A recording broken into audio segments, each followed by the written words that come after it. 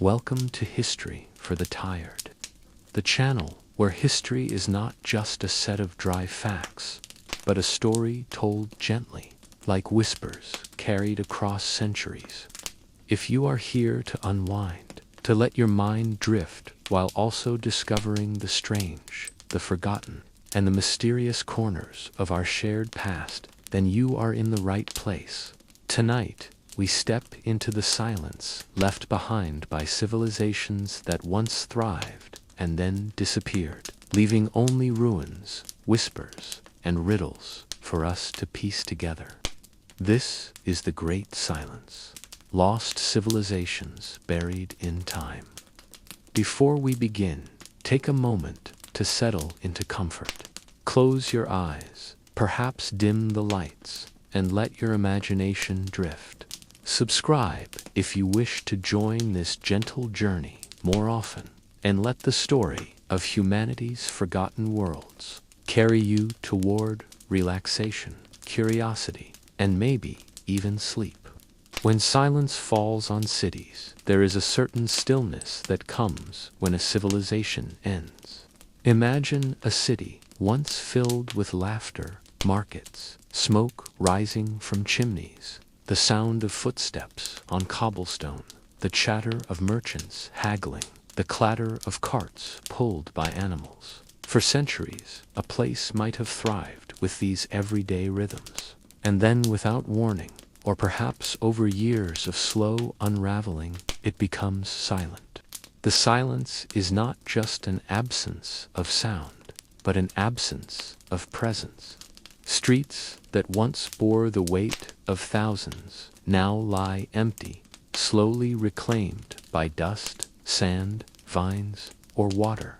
A civilization may not die in a single day, but when it vanishes, its memory drifts into whispers, leaving future generations to stumble upon its remains, puzzled by its disappearance. Throughout history, countless peoples have left behind only fragments, stone walls eroded by wind, broken pottery buried in the earth, faint inscriptions carved into surfaces that time has tried to erase. And when we encounter these traces, we are left with questions that echo louder than the ruins themselves. Who were they? Why did they leave? How could a thriving community, skilled enough to build temples, cities, and vast networks, simply fade into silence? The human story is not only one of continuity, but also of loss. For every empire that still lives in our books, the Romans, the Greeks, the Egyptians, there are dozens of civilizations that lived and died in obscurity. Some were swallowed by natural disasters, others undone by climate shifts, famine, or drought. Some fell to war, conquest, and plague. Others perhaps collapsed from within, undone by the very systems that had once made them powerful. Consider what it feels like to walk through ruins today. Places such as Machu Picchu, Angkor, or the forgotten temples of the Maya. Even with tourists shuffling nearby, there is a heaviness that hangs in the air. The stones seem to carry memory, and the silence feels like a presence in itself. You can almost hear the echoes of voices that no longer exist, and it is this sensation that civilizations can vanish almost completely, leaving only faint echoes that forms the foundation of our journey tonight. The phenomenon of lost civilizations has fascinated historians, archaeologists, and dreamers alike. Some vanishings are well-documented plagues or invasions clearly ended them. Others remain shrouded in mystery. Did the people of the Indus Valley simply disperse? Did climate shifts render their lands uninhabitable? Did some choose to migrate, abandoning their cities willingly, leaving us to mistake their departure for collapse? And then there are civilizations so thoroughly forgotten that we do not even have their names. We call them by the names of the places where their ruins remain, like the builders of Göbekli Tepe, or the first architects of Cataluk. These were not mere villages. They were vast and sophisticated settlements, older than much of what we consider the dawn of civilization. Their erasure challenges our assumptions about history's timeline, reminding us that human complexity stretches much further back than the textbooks once admitted. To speak of silence is not only poetic, it is also practical. The silence of missing records, of vanished writing systems, of languages no one can read. The silence of oral traditions, extinguished when their people died or merged with others.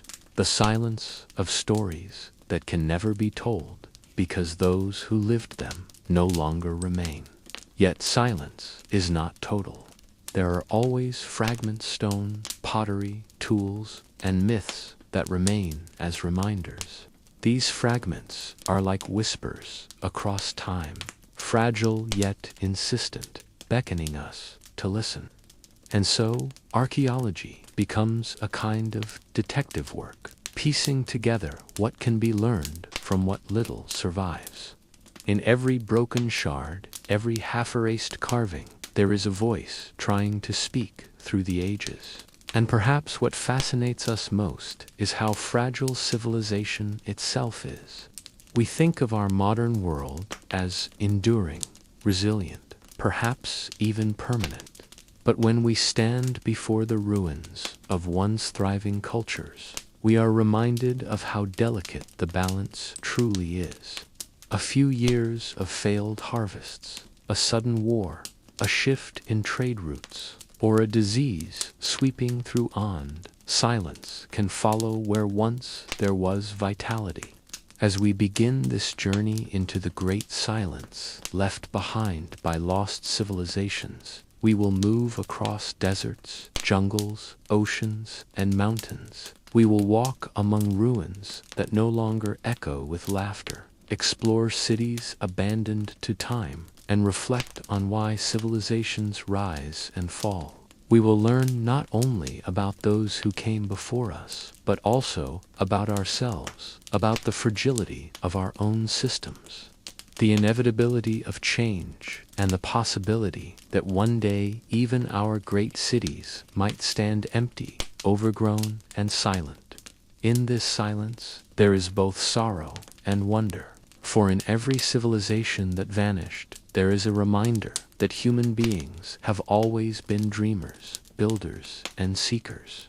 Their cities may have fallen quiet, but their legacy continues in the fragments they left behind, and in the questions we still ask. Tonight, we will listen to those questions. We will wander through the stillness, and we will allow the silence of lost civilizations to speak.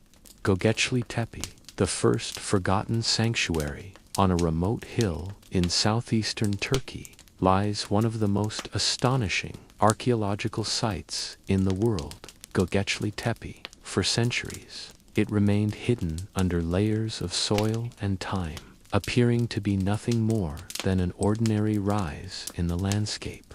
Farmers plowed fields nearby, unaware that beneath their feet rested one of the earliest monumental constructions in human history.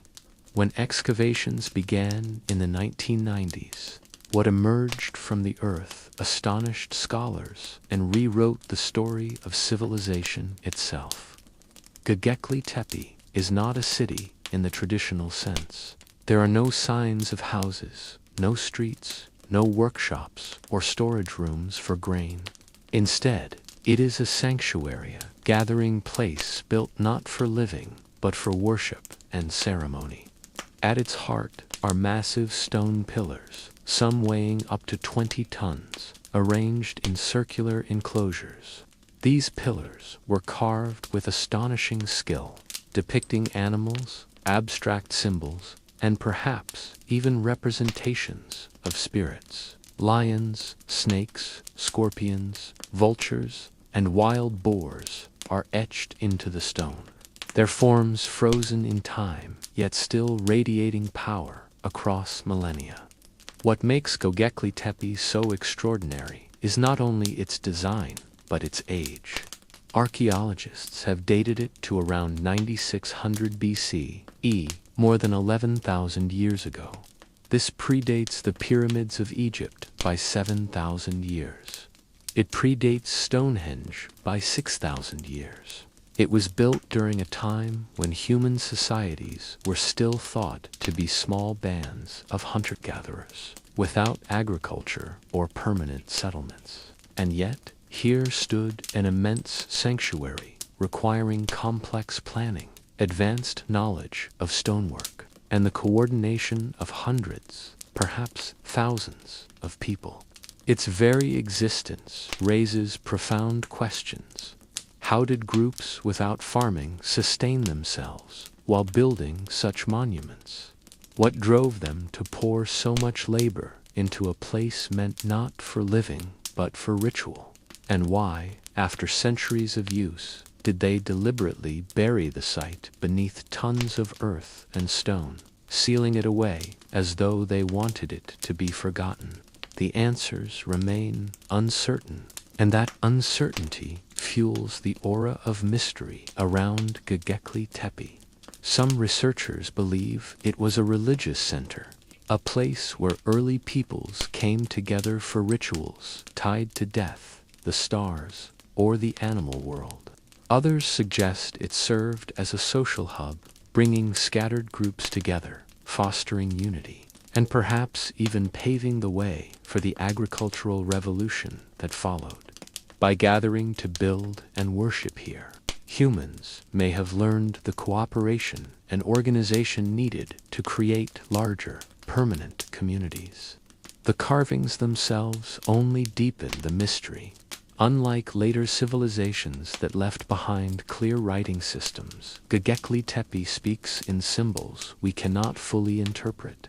A vulture clutching a sphere, a fox leaping across stone, abstract shapes repeating across pillars. These images surely meant something profound to their creators. Some scholars suggest they reflect myths about life, death, and rebirth. Others see astronomical alignments, suggesting that Göbekli Tepe may have been not just a sanctuary, but also an ancient observatory, mapping the movements of the heavens. What is perhaps most haunting is the silence that followed. After centuries of use, the builders buried Göbekli Tepe around 8000 BCE. The act seems deliberate, not the result of disaster, but of intention. Why would they cover up their sacred sanctuary? Was it part of a ritual closure, marking the end of an age? Did new beliefs arise that made the site obsolete or perhaps dangerous to remember? Whatever the reason, the burial preserved the site astonishingly well, protecting it from erosion and destruction for thousands of years. And so, Göbekli Tepe remained hidden until modern times, when archaeologists uncovered its secrets. Its rediscovery has shaken our understanding of the origins of civilization. For decades, the dominant theory was that agriculture came first, that humans settled in one place, grew crops, and only then had the resources and time to build monuments.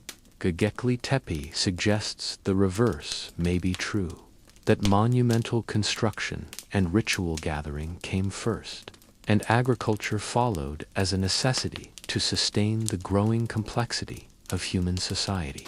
In other words, it was belief and ceremony, not farming, that sparked the first great leap toward civilization.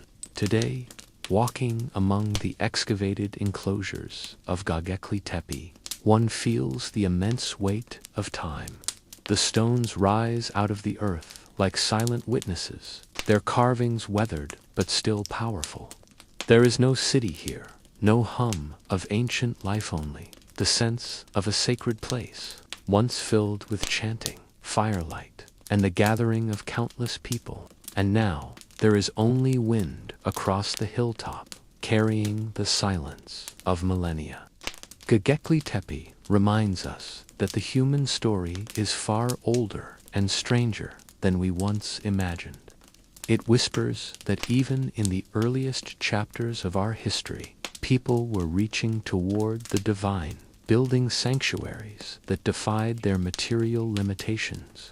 And it shows us that civilizations, even in their beginnings, can vanish almost completely, leaving behind only stone and silence. The sanctuary may have been forgotten for thousands of years, but its rediscovery gives us a window into a world before cities, before kings, before writing. It stands as both the first monument and the first great silence of humanity, a place where we began to dream together, and a place that, for reasons still unknown, we chose to bury and leave behind. Cataluyuk, life in the world's first city, where Göbekli Tepe represents the spiritual dawn of human society. Cataluyuk in central Anatolia represents its first true experiment with living together on a grand scale.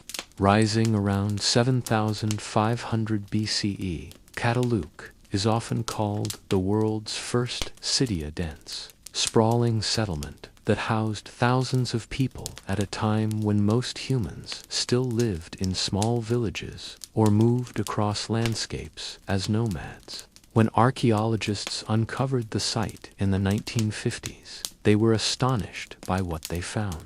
Cataluyuk stretched over 13 hectares and may have supported up to 8,000 residents at its peak. Yet, unlike later cities with wide streets, marketplaces, or public squares, Cataluyuk had no roads at all. Instead, the city was a labyrinth of mud brick houses packed so tightly together that their walls formed a continuous low honeycomb of dwellings. People entered their homes not through doors on the ground, but by climbing ladders and descending through openings in the roof. From above, the city must have looked like a vast puzzle of interconnected rooftops, alive with the movement of daily life. Inside these homes, life pulsed with rhythm and meaning. Walls were plastered smooth and painted with striking murals, images of hunters chasing wild game, geometric patterns, and even depictions of what may be one of the earliest known maps of the world. Niches were carved into walls to hold precious objects, and floors were often replastered, layer upon layer, until they shone white in the dim light. Beneath those same floors, the dead were buried. Generations of families lived, cooked, worked, and slept above the remains of their ancestors, binding the living and the dead in a single household. But what makes Cataluyuk truly fascinating is not only its architecture, but the glimpse it provides into the social fabric of early urban life. Unlike later civilizations with rigid hierarchies of kings and priests, evidence from Cataluyuk suggests a remarkable degree of equality. Houses appear largely uniform in size and construction, with no obvious palaces or temples. Men and women seem to have shared similar roles in both daily labor and ritual life, as bones reveal comparable diets and workloads across genders. Even religion was woven directly into the household, with shrines and sacred symbols found in many homes rather than centralized temples. One of the most striking finds in Cataluyuk is the prominence of figurines, particularly those depicting female forms.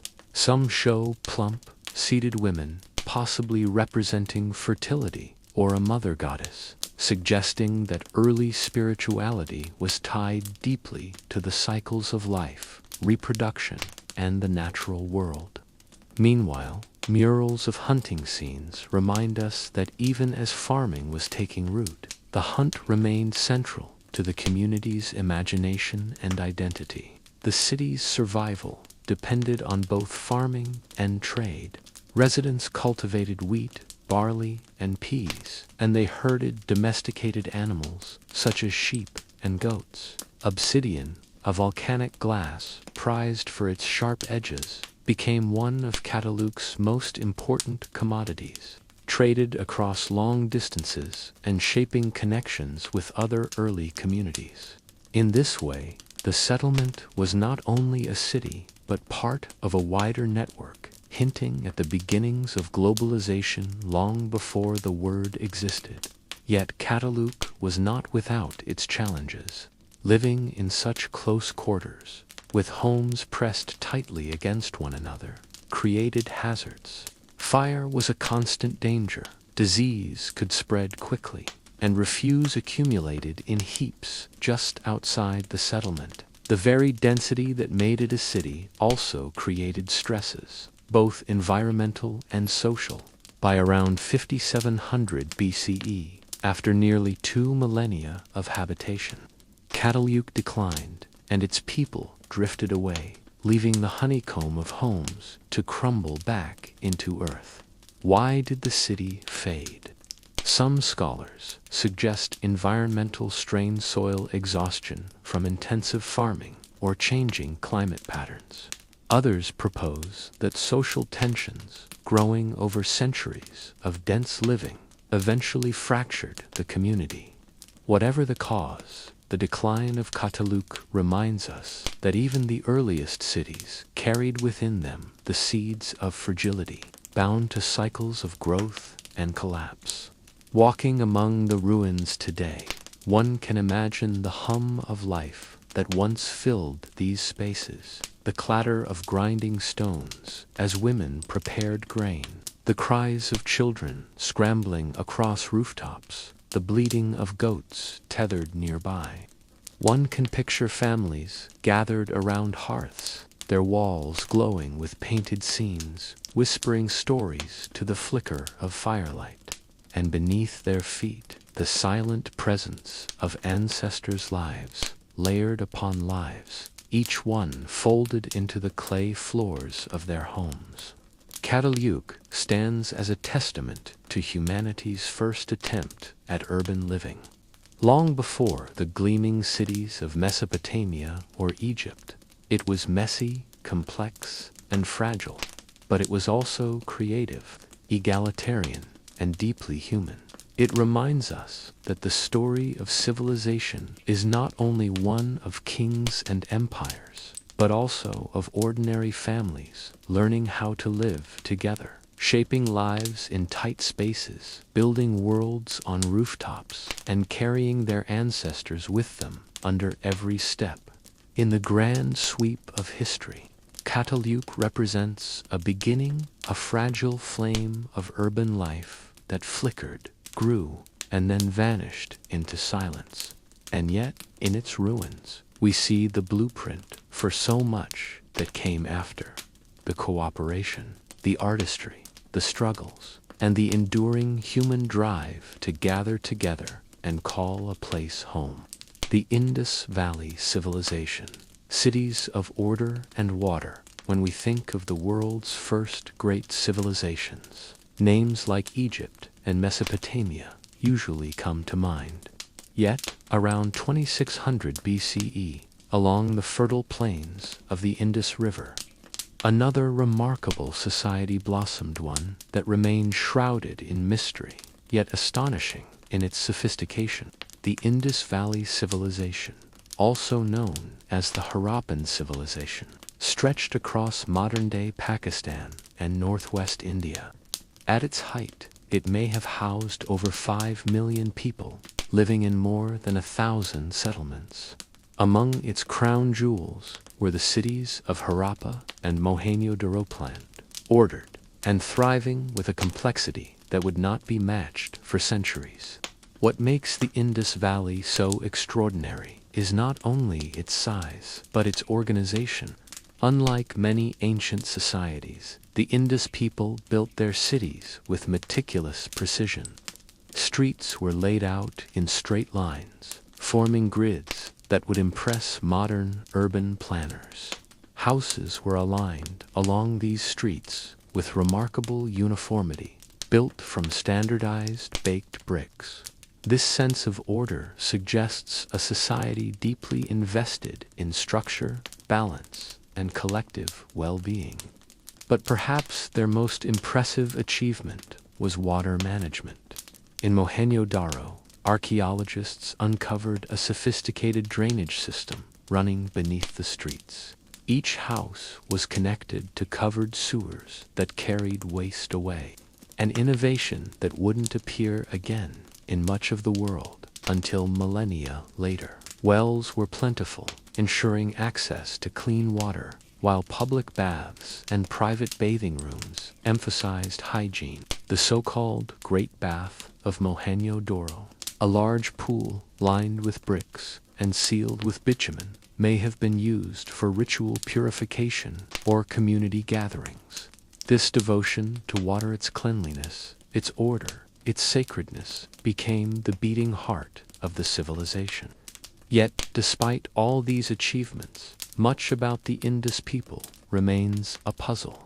Unlike Egypt, with its hieroglyphs, or Mesopotamia, with its cuneiform tablets, the Indus script has never been deciphered. Thousands of inscribed seals have been found etched with animals, symbols, and short lines of text, but their meaning is lost to us. Did they mark ownership, record trade, or carry religious significance? Without a Rosetta Stone to unlock their language, the voices of the Indus remain silent. The people of the Indus Valley were skilled artisans and traders. They crafted intricate jewelry from gold and semi-precious stones, produced fine pottery, and wove cotton textiles, some of the earliest in the world. Their trade networks extended far, reaching Mesopotamia and possibly even Egypt, as Indus seals have been found as far west as the Persian Gulf. Boats likely sailed along rivers and coastlines, carrying goods, stories, and cultural exchange. Curiously, while the Indus cities reveal incredible organization, they show little evidence of kings or powerful elites. Unlike Egypt's pyramids or Mesopotamia's ziggurats, no massive palaces or grand temples dominate the cityscape. Instead, power seems to have been decentralized, woven into the collective fabric of the people rather than embodied in a single ruler. This absence of monuments to authority suggests that the Harappans valued community and practical life over displays of domination. Religion, too, leaves traces but little certainty. Many seals depict animals, such as bulls, elephants, and unicorn-like creatures, as well as figures seated in yogic postures. Some scholars see hints of early Hindu traditions here, with proto-images of Shiva or fertility goddesses. But without deciphered texts, these remain tantalizing guesses. For centuries, the Indus Valley thrived, but by around 1900 BCE, its cities began to decline. The reasons remain one of history's great mysteries. Climate change may have played a role. Shifting rivers, drought, or flooding could have disrupted agriculture. Over-farming may have exhausted the land. Others suggest that trade networks collapsed, or that migrations of new peoples reshaped the region. Slowly, the great cities were abandoned, their drainage systems clogged, their streets empty. By 1500 BCE, the civilization had faded, absorbed into the mists of time.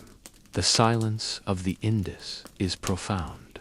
Unlike Egypt or Mesopotamia, where written records tell us of gods and kings, we are left with bricks, drains, and seals. Yet, in these remnants, we see the values of a society that prized order, cleanliness, and balance. We glimpse a civilization where people built not to glorify rulers, but to create livable, sustainable communities. Imagine walking through Mohenjo-Daro at its peak.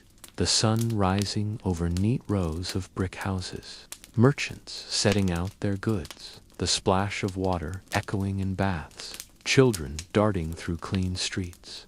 Unlike the chaotic bustle of later ancient cities, here there was calm and intentional harmony between people, architecture, and environment. The Indus Valley civilization reminds us that not all greatness is measured by monuments or conquerors. Sometimes it is found in the quiet achievements of daily life, in the sweep of a street, the curve of a drain, the care with which a home was built. And though their script remains unreadable, their legacy speaks clearly. A civilization devoted to balance, to water, to the art of living together. Their disappearance may be a mystery, but their example endures. In their silence, they whisper of a different vision of civilization, not one of power and conquest, but of community, equality, and the eternal flow of water sustaining life. The Olmecs, the mother culture of Mesoamerica in the humid lowlands of present-day Mexico, long before the rise of the Maya or the Aztecs, there flourished a civilization both mysterious and foundational. From around 1500 to 400 BCE, the Olmecs thrived as one of the earliest great cultures of the Americas. They are often called the mother culture of Mesoamerica because so many features of later civilizations, their gods, rituals, and art, can be traced back to Olmec origins. Yet, despite their enormous influence, the Olmecs themselves remain veiled in shadows, their language undeciphered, and much of their daily life still unknown. The most striking legacy of the Olmecs is their monumental art. Scattered across the jungles of Veracruz and Tabasco are colossal stone heads, some weighing up to 40 tons and standing 10 feet tall, carved with detailed facial features.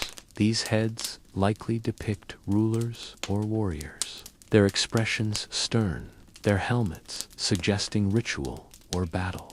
How the Olmecs transported and carved such massive basalt stones without wheels or beasts of burden remains a puzzle. Yet the heads endure, timeless guardians of a lost world, watching silently over the land that once pulsed with Olmec life. Olmec society revolved around ceremonial centers, the largest being San Lorenzo, La Venta, and Tres Zapotes. These were not cities in the sense of densely populated urban hubs, but rather sacred and political gathering places. Here, rulers presided over rituals, and priests mediated between the human and divine. The layout of these centers reveals a sophisticated sense of design. Platforms, plazas, and pyramids aligned with astronomical events. The Olmecs were early skywatchers, mapping the heavens and embedding cosmic order into their sacred spaces. Religion permeated every aspect of Olmec life. The Olmecs venerated a pantheon of gods, many tied to nature and agriculture. Central to their mythology was the jaguar, fierce, powerful, and mystical. Jaguar imagery appears in statues, masks, and carvings, often blended with human features in hybrid forms. Scholars believe the Olmecs practiced shamanism, with priests or rulers transforming into jaguars through rituals or hallucinogenic substances. This fusion of human and animal, natural and supernatural, gave shape to the Mesoamerican worldview that would echo for centuries. Trade fueled Olmec influence. Despite living in swampy lowlands, they established wide networks that brought jade, obsidian, and exotic feathers from distant regions. Skilled artisans shaped jade into masks, figurines, and ritual objects, symbols of prestige and spiritual power. Obsidian blades, sharp and gleaming, served both practical and ceremonial purposes. The exchange of goods also carried ideas, religious symbols, artistic styles, and cultural practices that spread far beyond Olmec lands. Yet, for all their achievements, the Olmecs remain enigmatic. Their writing system, if it existed, has left only fragments. A few symbols carved on monuments and objects suggest the beginnings of a script, but too little survives to be read. Their language has vanished, leaving no records of their myths, laws, or histories. We are left instead with their art, their monuments, and the faint echoes of their influence in later cultures. Around 400 BCE, Olmec ceremonial centers were abandoned. The reasons are uncertain, perhaps environmental changes, shifting rivers, or social upheaval. Their disappearance was not sudden, but gradual, a fading of influence as new cultures rose in their wake. Yet their legacy endured. The Maya, Zapotec, and later the Aztec inherited elements of Olmec religion, calendar systems, and ritual practices. The idea of the sacred ball game, played with rubber balls in ritual courts, likely began with the Olmecs. So too did the Mesoamerican fascination with blood sacrifice, a practice rooted in the belief that human offerings nourished the gods and sustained cosmic balance. Standing before an Olmec head today, one feels the weight of their silence. The faces are lifelike, human, yet somehow distant, as if gazing from a world we can never fully re-enter. Their culture laid the foundation for the civilizations that followed, yet their own story is only partially told. We can imagine their ceremonies under the humid canopy, drums echoing through plazas, rulers adorned in jade and feathers, the jaguar's roar mingling with human chants. The Olmecs remind us that history is not always written in books or scrolls. Sometimes it survives in stone, in the curve of a monument, in the echo of a ball struck in ritual play. They whispered to us through their art and influence, hinting at a worldview that blended nature, cosmos, and humanity into one seamless whole. And so, like the other ancient civilizations we've explored, the Olmecs are both present and absent, visible in their monumental achievements, yet silent in voice. They stand as a testament to the resilience of human creativity and the fragility of cultural memory. In their lost language and vanished cities, we feel the great silence of time. Atlantis, the island that never was, few names in the history of lost civilizations carry the weight and mystique of Atlantis. For over 2,000 years, the word has conjured images of a golden city shimmering beneath the waves, a mighty empire swallowed by the sea in a single day and night. From scholars to mystics, explorers to storytellers, Atlantis has inspired endless speculation. Was it a real place, a moral allegory, or something in between? The answer lies in a labyrinth of myth, history, and imagination. Our earliest and only original source for Atlantis comes from the Greek philosopher Plato, writing in the 4th century BCE. In two dialogues, the Timaeus and the Creatus, Plato tells of a vast island beyond the Pillars of Heracles, what we now call the Strait of Gibraltar. Atlantis, he says, was larger than Libya and Asia combined, inhabited by a powerful, seafaring people who grew wealthy and proud. For generations, they ruled wisely, but eventually their ambition led them to try to conquer the Mediterranean world. The gods punished this hubris. Earthquakes and floods struck, and Atlantis sank into the sea.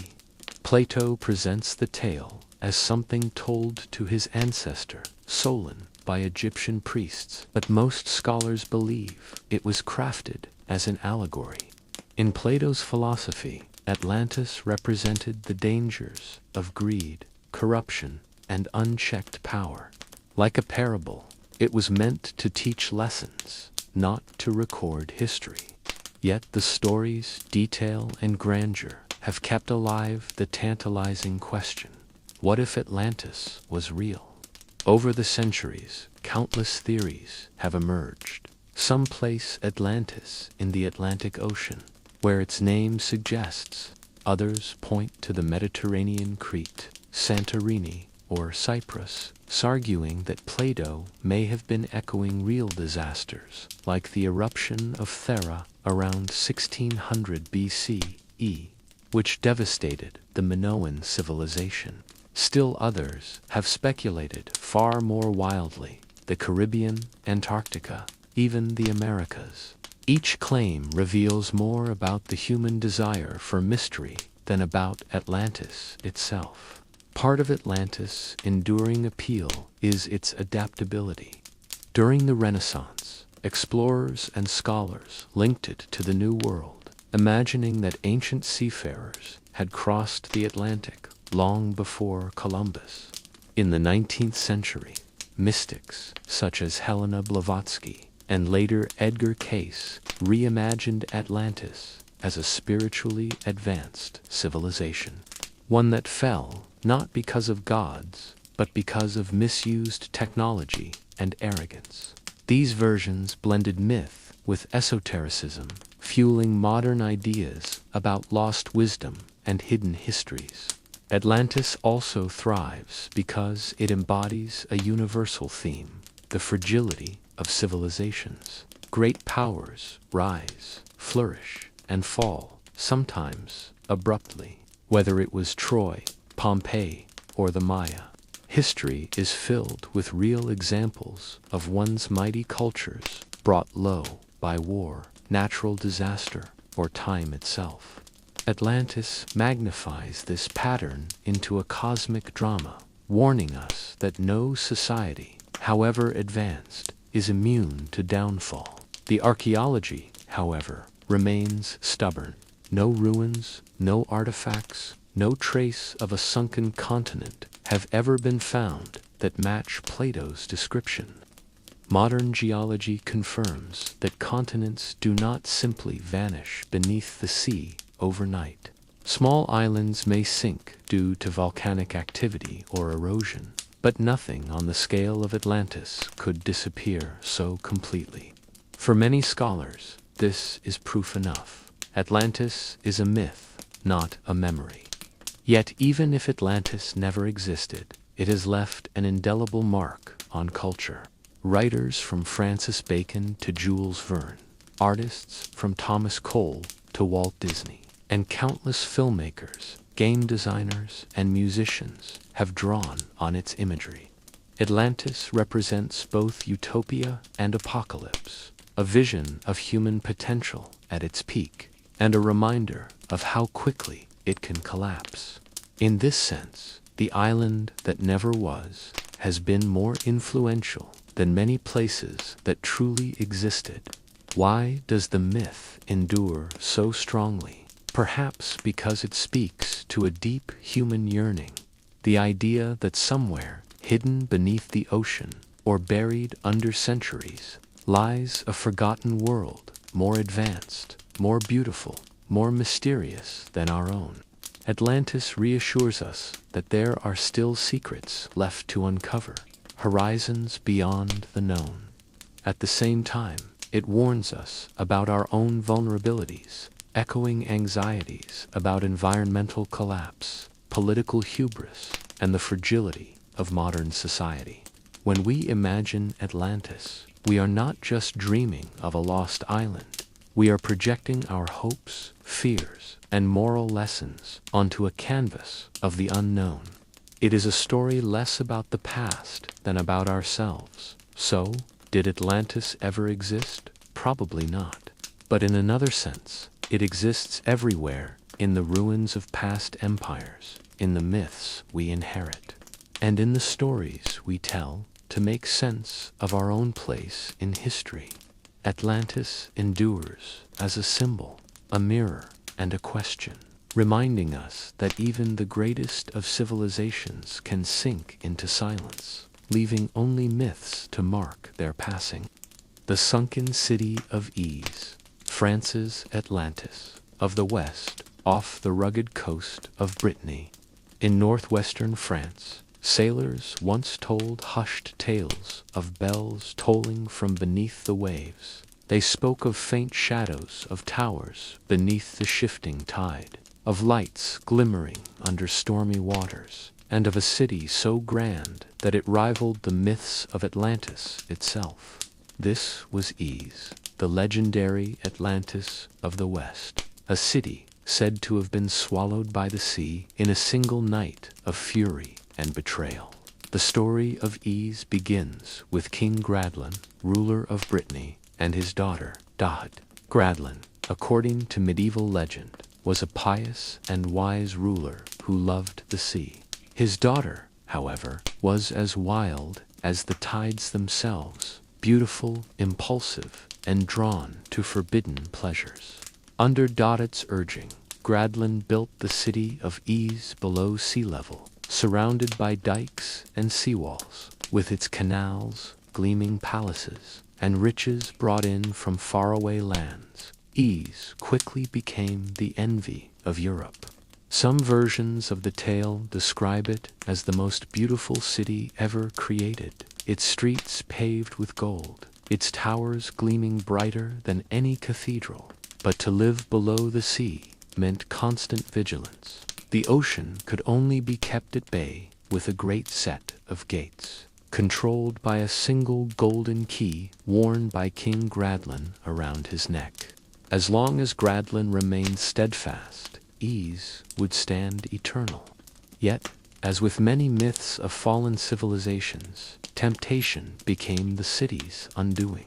Dahad, in many tellings, was said to be seduced by a mysterious stranger, sometimes portrayed as a dark sorcerer, other times as the devil himself. In her passion, she stole the key from her father and opened the seawall gates. In the dead of night, the ocean rushed in. Within moments, the mighty city was swallowed whole. Gradlin attempted to flee with his daughter on horseback, but as the waters surged higher, he heard a voice from above, commanding him to sacrifice her. Reluctantly, or in some versions, unwillingly, he cast Dahad into the sea. She was swallowed by the waves, transformed by divine wrath into a mermaid or siren, forever haunting the Breton coast. Ease was gone, reduced to whispers and bells beneath the tide. For centuries, the myth of Ease has been woven into Breton culture. Sailors, crossing the treacherous bay of Douarnenez, still spoke of hearing faint chimes on stormy nights. Some claimed to glimpse the spires of Ease under clear waters. The story carried with it lessons of hubris, desire, and the power of nature. Like Atlantis, Ease became a moral parable, reminding listeners that human pride can never conquer the sea. But the legend may not be entirely fiction. Geographers and historians have long noted the vulnerability of Brittany's coastline. The Bay of Douarnenez is home to shifting sands, violent tides, and ancient ruins that have indeed been found submerged just offshore. Archaeological surveys have uncovered traces of early settlements now drowned by rising sea levels and storms. Could Ease have been inspired by a real city lost to the Atlantic? Many scholars believe so.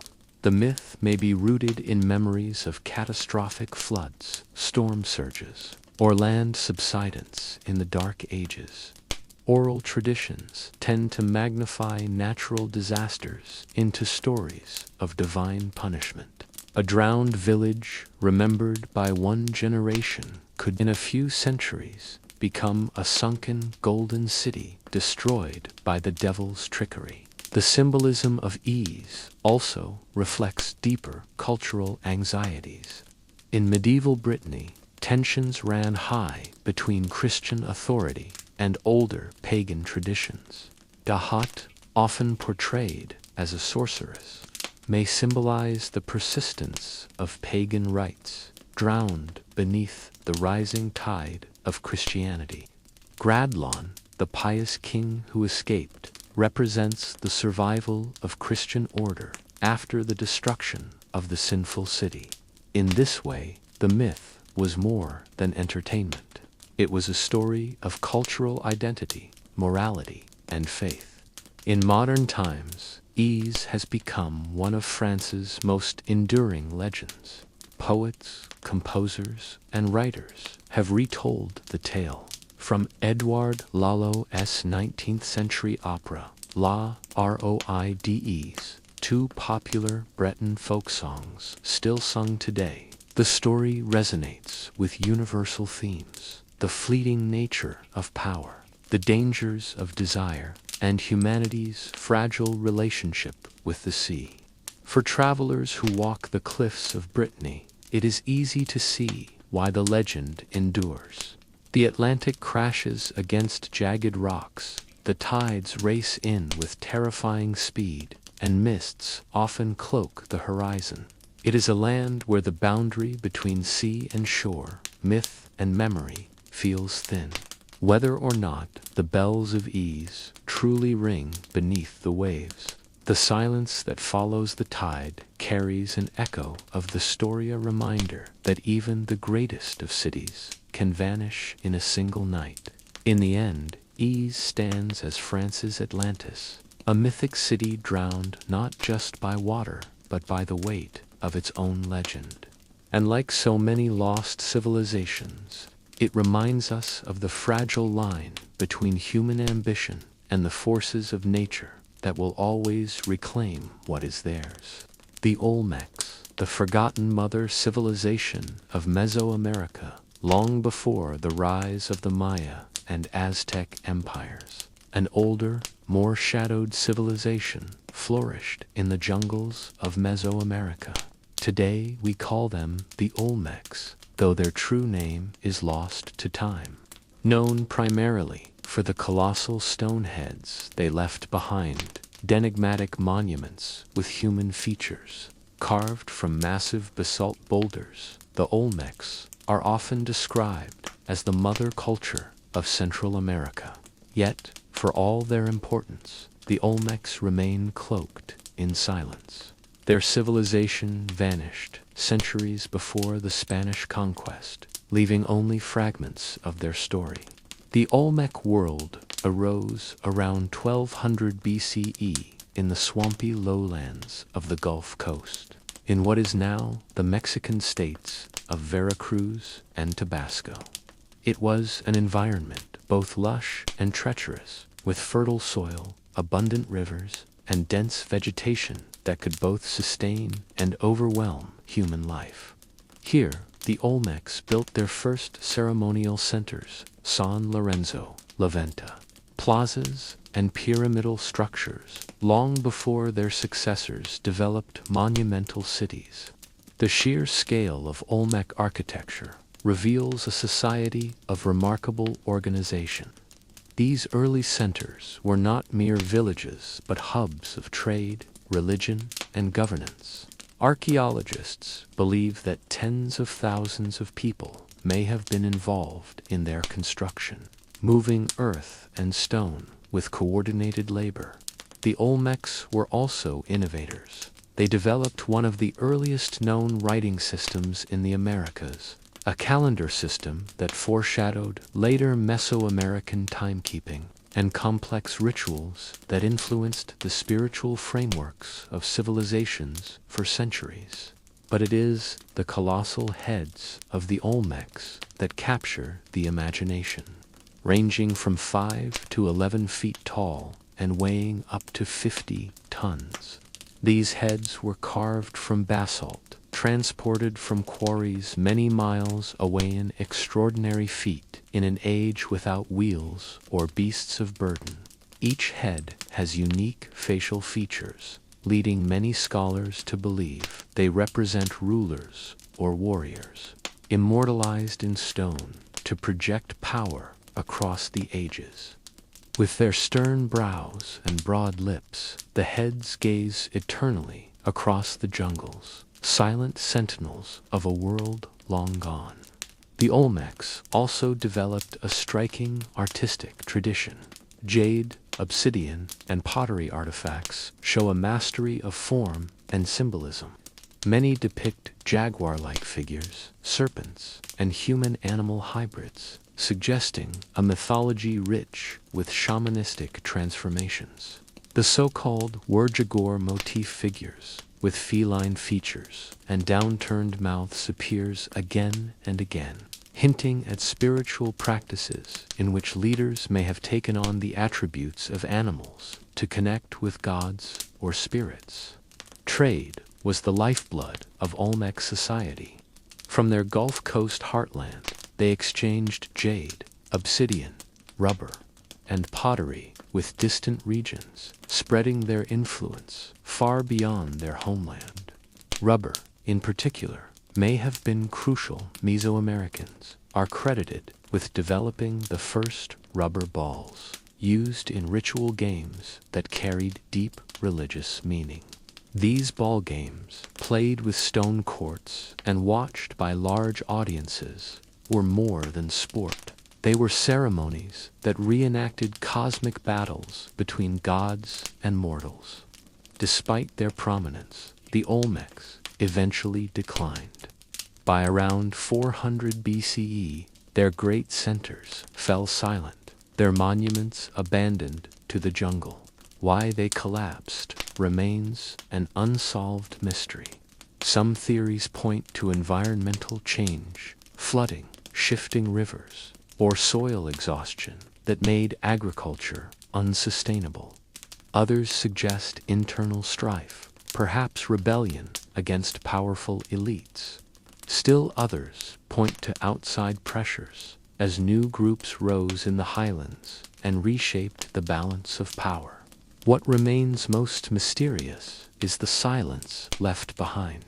Unlike the Maya, who inscribed their histories on stone and codices, the Olmecs' voices are faint echoes at best. Their mythologies, their rulers. The Maya adopted their calendar systems. The Aztecs revered them as ancient ancestors, crediting the Olmecs with divine knowledge. Even the ball game, born in the Olmec world, endured for over 1,000 years in later Mesoamerican civilizations. The Olmecs may be silent, but their influence still reverberates through the civilizations that followed. Today, the colossal heads remain the most enduring symbols of the Olmecs. To stand before one is to feel the weight of both stone and history. Their faces, worn by centuries of rain and sun, gaze out with quiet authority. They remind us that long before the great empires of the Americas rose and fell, another people forged a civilization of creativity, trade, and spiritual depth, only to vanish into the mists of time. The Olmecs, in their silence, embody the theme of civilizations lost, yet never fully forgotten. They may no longer speak, but their stones whisper across the centuries, urging us to remember that the first great lights of culture in the Americas burned brightly long before history recorded their names. The Indus Valley civilization, the silent cities of Harappa and Mohenjo-Daro in the fertile plains of South Asia. Along the winding course of the Indus River, one of humanity's first great urban civilizations rose to prominence, flourishing nearly 5,000 years ago, contemporary with ancient Egypt and Mesopotamia. The Indus Valley civilization, also known as the Harappan civilization, stretched across modern-day Pakistan, India, and Afghanistan. At its height, it may have been home to over 5 million people, making it one of the largest societies of the ancient world. And yet, for all its size and sophistication, the Indus Valley remains one of the great enigmas of history. Its people built magnificent cities, mastered urban planning, and developed a writing system, but their script is still undeciphered, and their voices remain silent across the millennia. The great cities of Harappa and Mohenjo-daro astonish archaeologists with their precision and design. Unlike the chaotic sprawl of many early cities, Harappan centers were laid out in grid patterns, with straight streets intersecting at right angles. Buildings were made of uniform, kill-baked brick standardized construction that speaks to advanced engineering and centralized authority. Each city featured impressive public works, citadels, granaries, marketplaces, and communal wells. Most remarkable of all were the sanitation systems. Mohenjo-daro, in particular, boasted what some call the world's first urban plumbing. Homes were equipped with bathing areas, connected to covered drains that ran beneath the streets, carrying wastewater away. This careful attention to hygiene and public health shows a society deeply invested in the well-being of its people. In contrast, many later empires would struggle with sanitation, proving that the Harappans were ahead of their time. Trade was the lifeblood of the Indus Valley. Archaeologists have found seals, beads, and pottery scattered far beyond their homeland. Reaching Mesopotamia and the Persian Gulf, these seals, often adorned with animals like bulls, elephants, and unicorn-like creatures, suggest both artistry and a symbolic system of communication. The Harappans traded cotton textiles, beads, and precious stones, securing their place in the ancient global economy. Religion, too, was part of daily life, though much about it remains unclear. Figurines of mother goddesses suggest fertility cults, while seals depicting horned deities hint at early forms of worship that may have influenced later Hindu traditions. The famous Proto-Shiva seal, showing a seated figure surrounded by animals, is often cited as a precursor to Hindu god Shiva, though this remains debated. Whatever their beliefs, it is clear that spirituality was central to Harappan society. And yet, for all their achievements, the Harappans left behind no grand monuments like the pyramids of Egypt or the ziggurats of Mesopotamia. Their legacy lies not in colossal temples, but in their cities, where everyday life itself was monumental.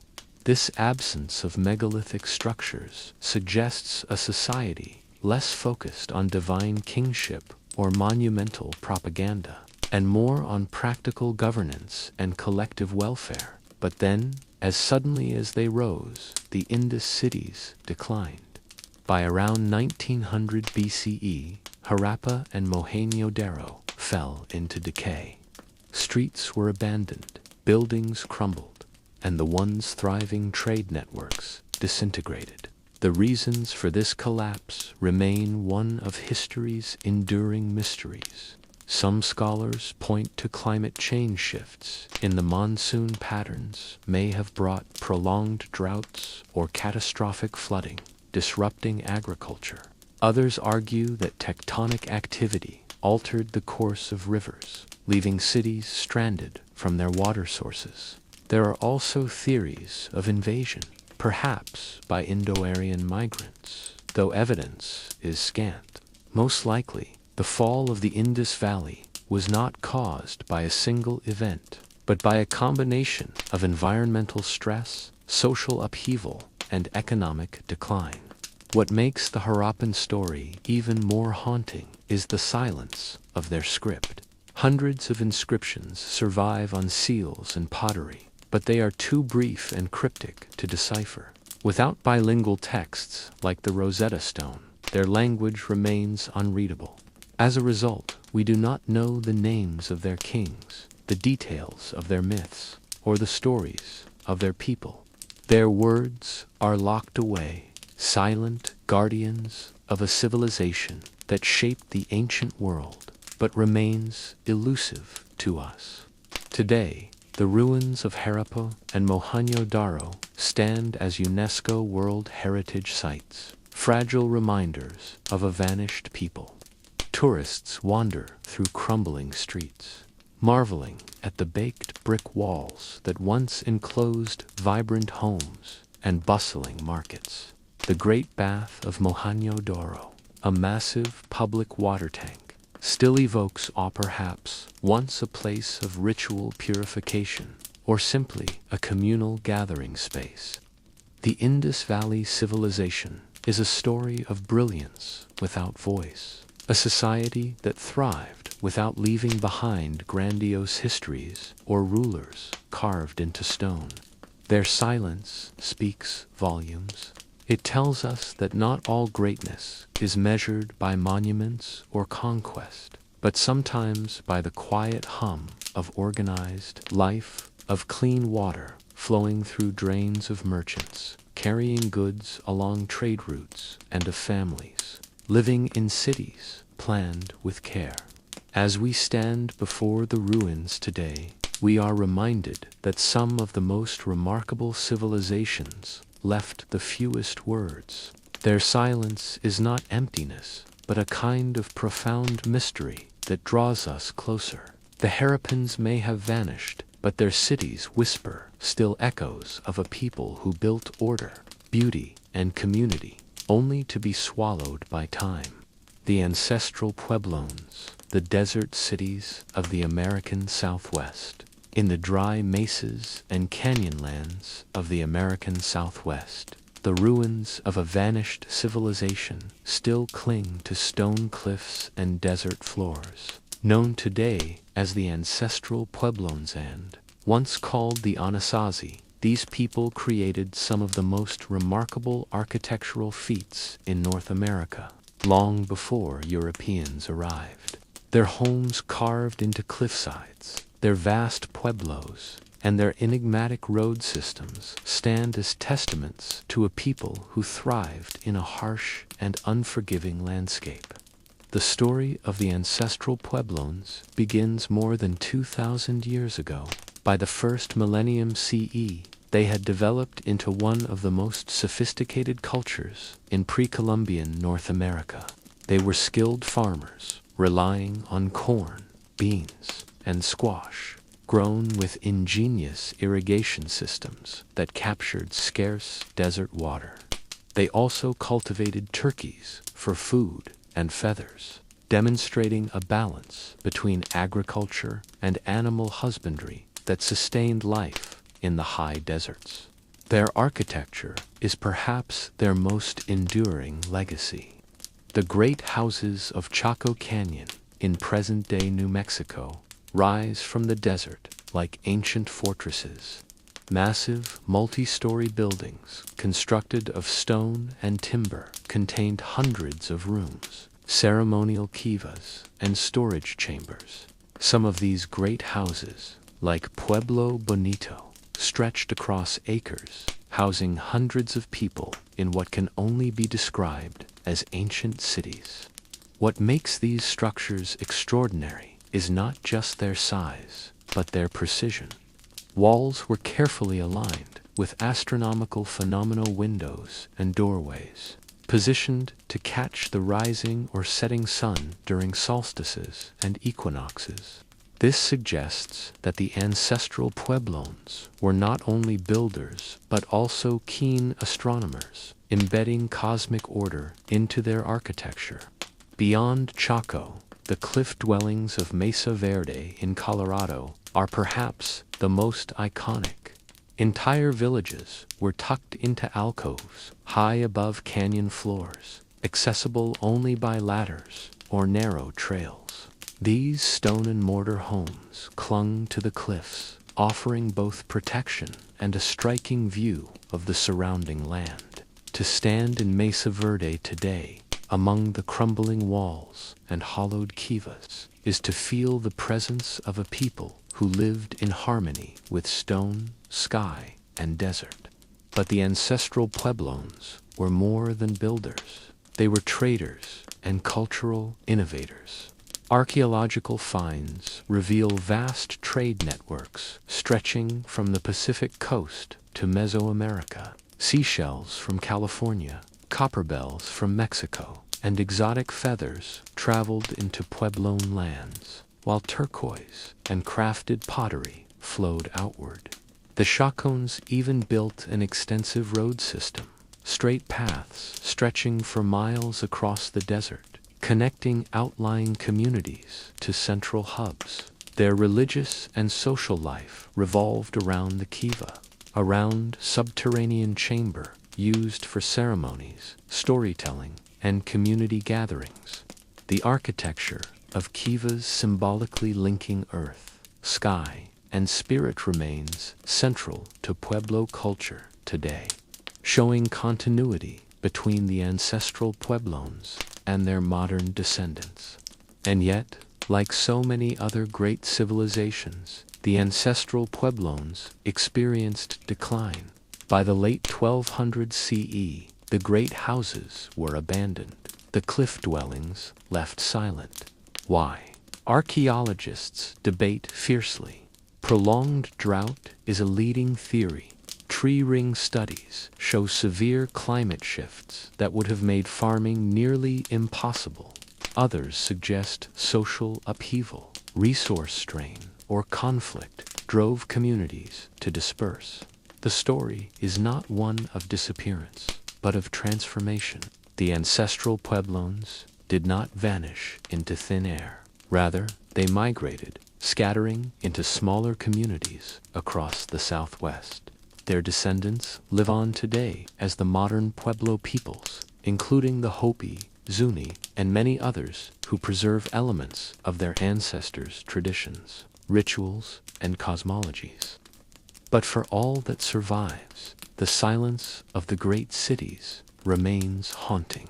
The empty cliff dwellings of Mesa Verde look as though their inhabitants simply walked away one day, leaving behind pottery, tools, and hearths as if dinner might resume tomorrow. The roads of Chaco still stretch across the desert, leading to nowhere, inviting travelers to follow paths long abandoned. Standing in these ruins, one feels both awe and melancholy. The ancestral Pueblones mastered survival in one of the harshest environments on Earth, turning desert stone into vibrant centers of life and culture. Their disappearance from these centers reminds us of the fragility of civilizations in the face of nature's shifts. And yet, unlike some ancient peoples lost completely to time, the Pueblones' descendants keep their legacy alive. The songs, dances, and oral histories of the Pueblo tribes breathe life into the ruins, reminding us that silence does not always mean erasure. What is buried in time is not forgotten. It simply waits to be heard in a new voice. The ancestral Pueblones teach us a profound lesson. Civilizations are not just measured by their rise or fall, but by the continuity of culture across generations. Though their great houses lie in ruins, their spirit endures in living traditions, bridging the ancient and the present. The lost Roman legion in China, soldiers beyond the edge of empire. The Roman Empire stretched from the windswept coasts of Britannia to the deserts of Mesopotamia, from the mountains of Gaul to the Nile of Egypt. Yet for all its might, Rome's reach was never thought to have extended to the far reaches of China. And yet, buried within fragments of history and legend, there exists an unsolved mystery. Did a Roman legion, lost in battle, march eastward across Asia and settle thousands of miles beyond the known boundaries of the empire?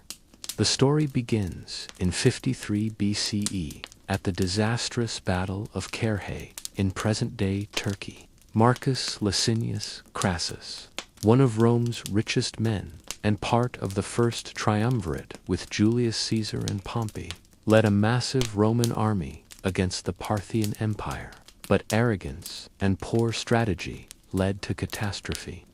Parthian horse archers decimated the Roman infantry, while armored cavalry, known as cataphracts, broke their lines. Of the 40,000 Romans who marched into battle, tens of thousands were killed, and thousands more taken prisoner. Crassus himself was slain, his death ending Rome's immediate ambitions in the east. Here is where history fades into speculation.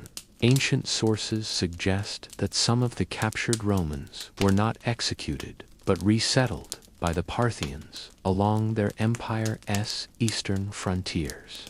One account comes from the historian Pliny the Elder, who wrote that prisoners of Carrhae were sent far east to guard Parthia's borders against nomadic tribes. If true, this might explain how Roman soldiers could one day encounter the lands of Central Asia, even China. Centuries later, in 36 BCE, Chinese historical records describe a battle between the Han Dynasty and a Central Asian people known as the Jiannu at a place called Jizhi. The Chinese noted that their enemies fought alongside a strange unit of soldiers who fought in a fish-scale formation. Historians have puzzled over this description. Could it refer to the Roman testudo, or turtle formation, where soldiers locked shields overhead and on all sides to create a protective shell? No other known Central Asian army employed such tactics. This unusual reference sparked theories that these foreign fighters may have been Roman legionaries captured at Carrhae and marched eastward across Asia by successive powers until they found themselves facing China's armies. The mystery deepens with the existence of a village in western China, Lycian, sometimes called Legion, whose name was once linked to the Chinese term for Rome. Genetic studies of some villagers revealed traces of European ancestry, with certain residents displaying lighter hair or green eyes. While such features could come from many possible migrations across Central Asia, local legend insists that they are descendants of ancient Romans. Tour guides even promote the story as part of the village's heritage, drawing visitors eager to find a Roman outpost hidden in China. Skeptics argue that the connection is tenuous at best. The Han Dynasty's records are detailed, and yet they never explicitly mention Rome or soldiers from a land as far west as Italy. The fish-scale formation could just as easily describe a regional tactic unrelated to Rome. Genetic evidence is also inconclusive. Central Asia has long been a crossroads of peoples, where European, Persian, Turkic, and Mongol genes intermingled over millennia. Still, the allure of the mystery endures. It captures the imagination to think of hardened Roman soldiers, captured in a foreign land, traveling thousands of miles to carve out new lives beyond the empire's edge. Did they fight under new masters? Did they marry, settle, and raise children who carried echoes of Rome in their blood? The possibility reflects the vast interconnectedness of the ancient world. Even without direct proof of Romans in China, the Silk Road ensured contact between distant civilizations. Roman glassware has been found in Han China, and Chinese silk was prized in Rome.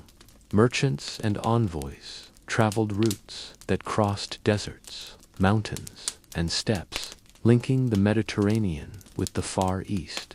Could soldiers, too, have traveled those same paths, their identities reshaped by conquest and exile? If the Lost Legion did reach China, they would have been among the earliest Europeans to set foot there, centuries before Marco Polo. their story would be one not of imperial conquest, but of survival, adaptation, and assimilation into foreign lands. Perhaps their descendants lived quietly, their Roman origins fading into legend, leaving only faint traces in local memory and physical appearance. The enduring fascination with the lost Roman legion lies not just in proving whether it happened, but in what it represents.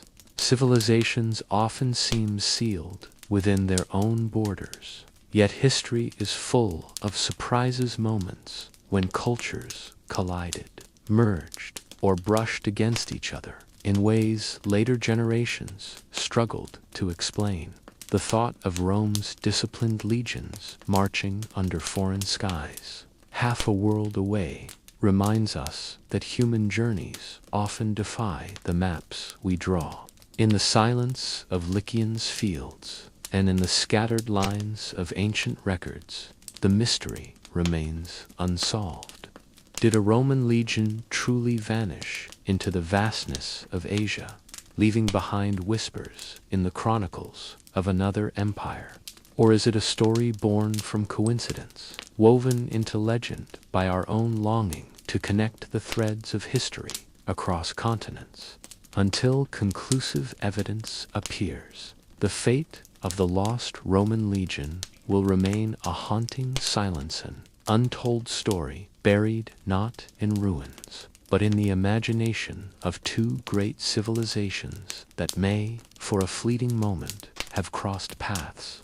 The Voynich Manuscript, a book no one can read in the hushed archives of Yale University's Beinecke Rare Book and Manuscript Library, under careful climate control and protective glass, rests one of the strangest artifacts in human history, the Voynich Manuscript. To open its pages is to step into an alien landscape of cryptic language, vibrant yet unearthly illustrations, and secrets that have eluded scholars for centuries.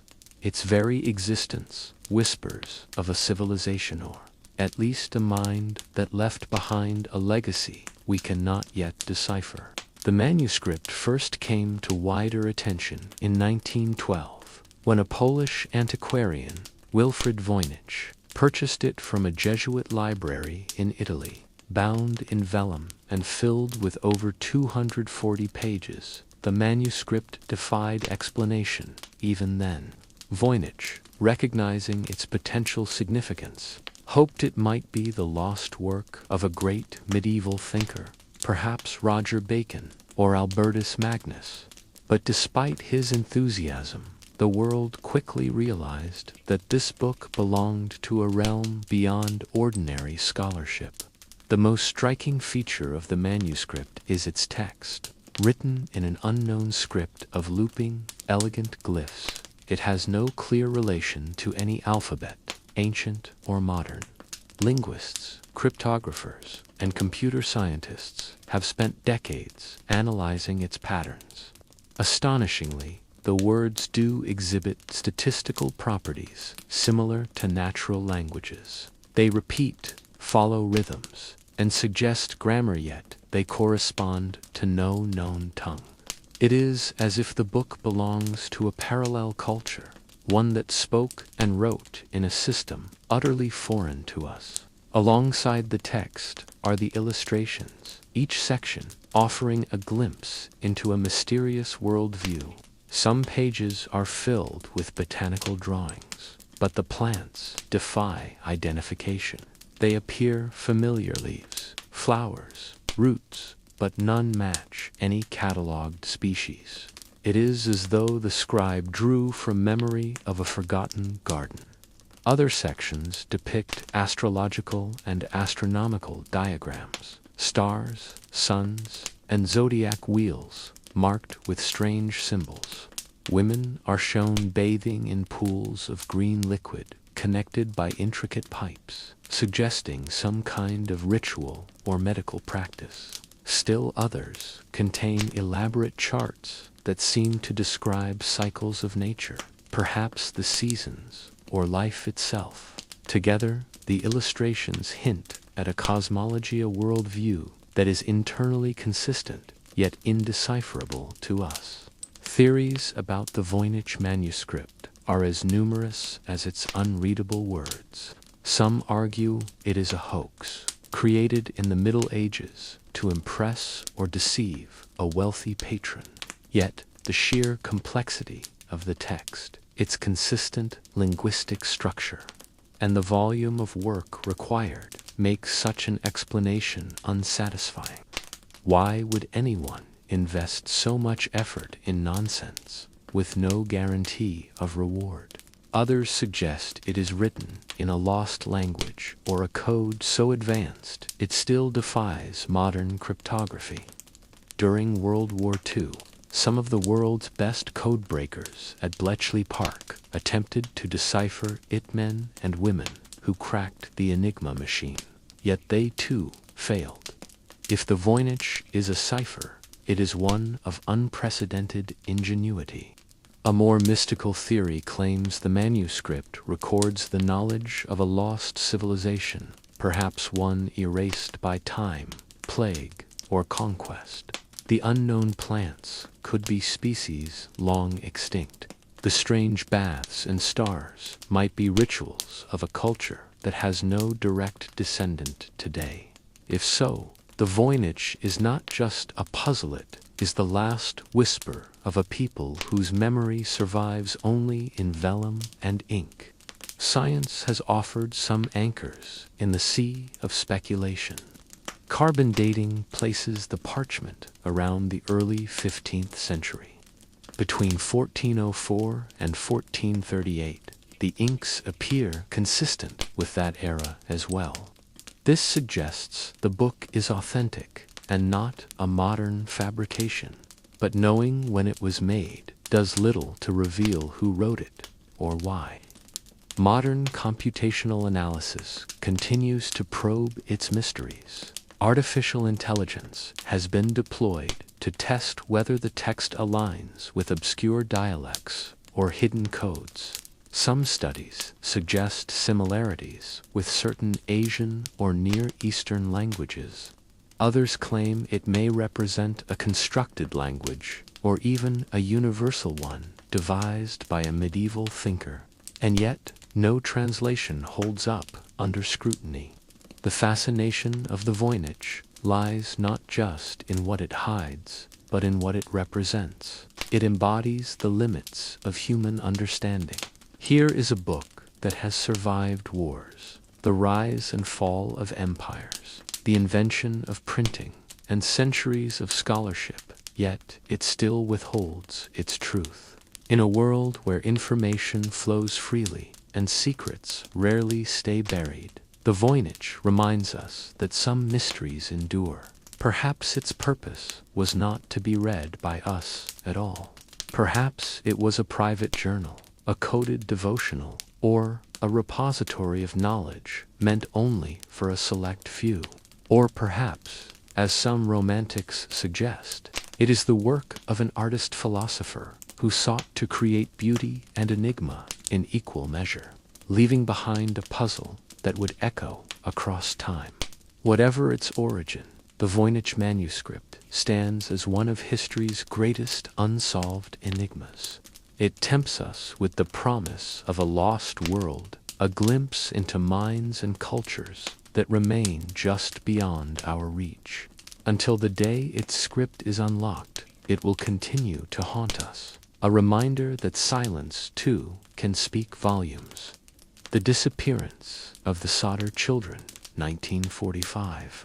A family's haunting mystery on Christmas Eve, 1945. In the small town of Fayetteville, West Virginia, the Sodder family gathered in their modest two-story home. The war had ended only months earlier, and like many American families, they longed for peace, warmth, and normalcy. George and Jenny Sodder had 10 children, and on that night, 9 of them were home. Laughter echoed through the rooms as the children stayed up later than usual, excited for presents and the holiday spirit. But before the morning sun rose, tragedy and mystery would descend upon the Sodder family in a story that still grips the American imagination. Shortly after midnight, a fire erupted. Flames devoured the Sodder home with terrifying speed. George, Jenny, and 4 of their children managed to escape, but 5 of the youngest, Morris 14, Martha 12, Louis 10, Jenny 8, and Betty 6, were trapped upstairs. George tried desperately to reach them, but the staircase was engulfed in fire. He ran outside for a ladder, yet it was missing. He attempted to start his trucks, hoping to climb onto them to reach the windows, but neither vehicle would start, despite having worked fine earlier that day. Desperation turned to horror as the Sodders watched their house collapse in flames. By dawn, only smoldering ruins remained. The fire department arrived too late to save the house and searched the ashes for remains. Yet no bones, no bodies, no traces of the 5 children were found. Officials declared that the blaze had cremated them entirely, a conclusion the Sodders found impossible. Even in intense fires, human bones and teeth typically survive. The family began to suspect something far darker, that the children had not perished in the fire, but had been abducted. The Sodders were no ordinary family in the Fayetteville community. George, an Italian immigrant, was outspoken about his opposition to Benito Mussolini and fascism, views that alienated some in the heavily Italian-American community. In the months before the fire, the family had received strange warnings. A visiting salesman had tried to sell George life insurance and, when refused, warned, "Your house will go up in smoke and your children will be destroyed." Another visitor, examining the house for potential work, pointed to the fuse box and muttered that it would someday cause a fire. Even stranger, one of the older Sodder children claimed to see a man watching the younger siblings on their way home from school. These ominous signs took on chilling weight after the fire. The Sodders began to piece together evidence suggesting foul play.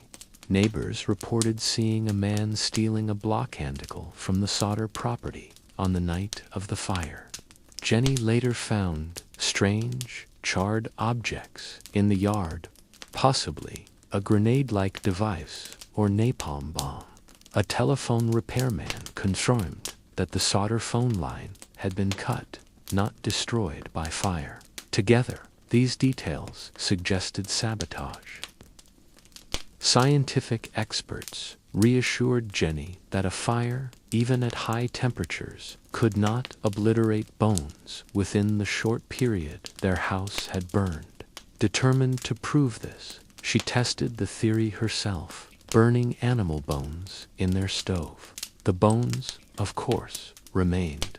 For the rest of her life, Jenny wore black, a symbol of mourning not only for children presumed dead, but for children she believed might still be alive. Over the years, reported sightings deepened the mystery. A woman claimed to see the children in a passing car on the night of the fire. Another insisted she had served them breakfast at a diner. One witness described a group of children resembling the Sodders at a Charleston hotel, accompanied by adults speaking Italian. Each sighting fueled the parents' desperate search. The Sodders hired private investigators and even wrote to the FBI, begging J. Edgar Hoover to reopen the case.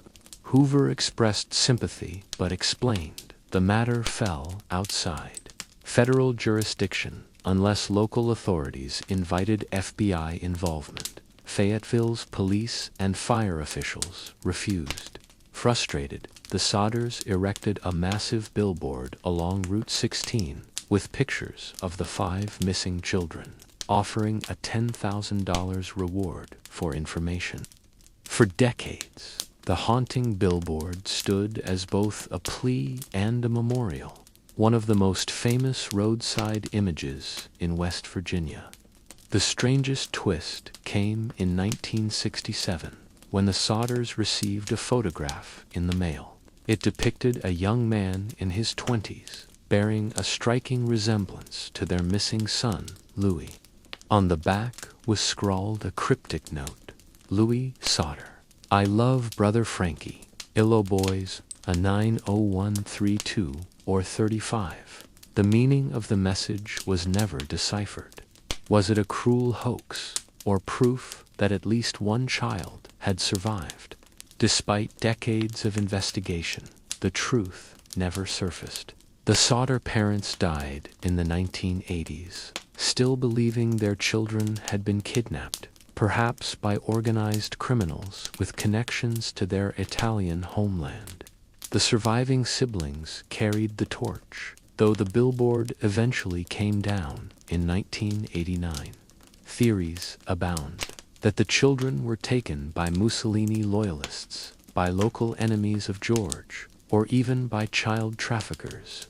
Others maintain the simplest explanation: the children did die in the fire, their remains lost through an unlucky combination of circumstances. Yet the mystery endures. The Sodder case is not just a tragedy, it is a story that speaks to the enduring power of unanswered questions. How can a family lose 5 children without closure?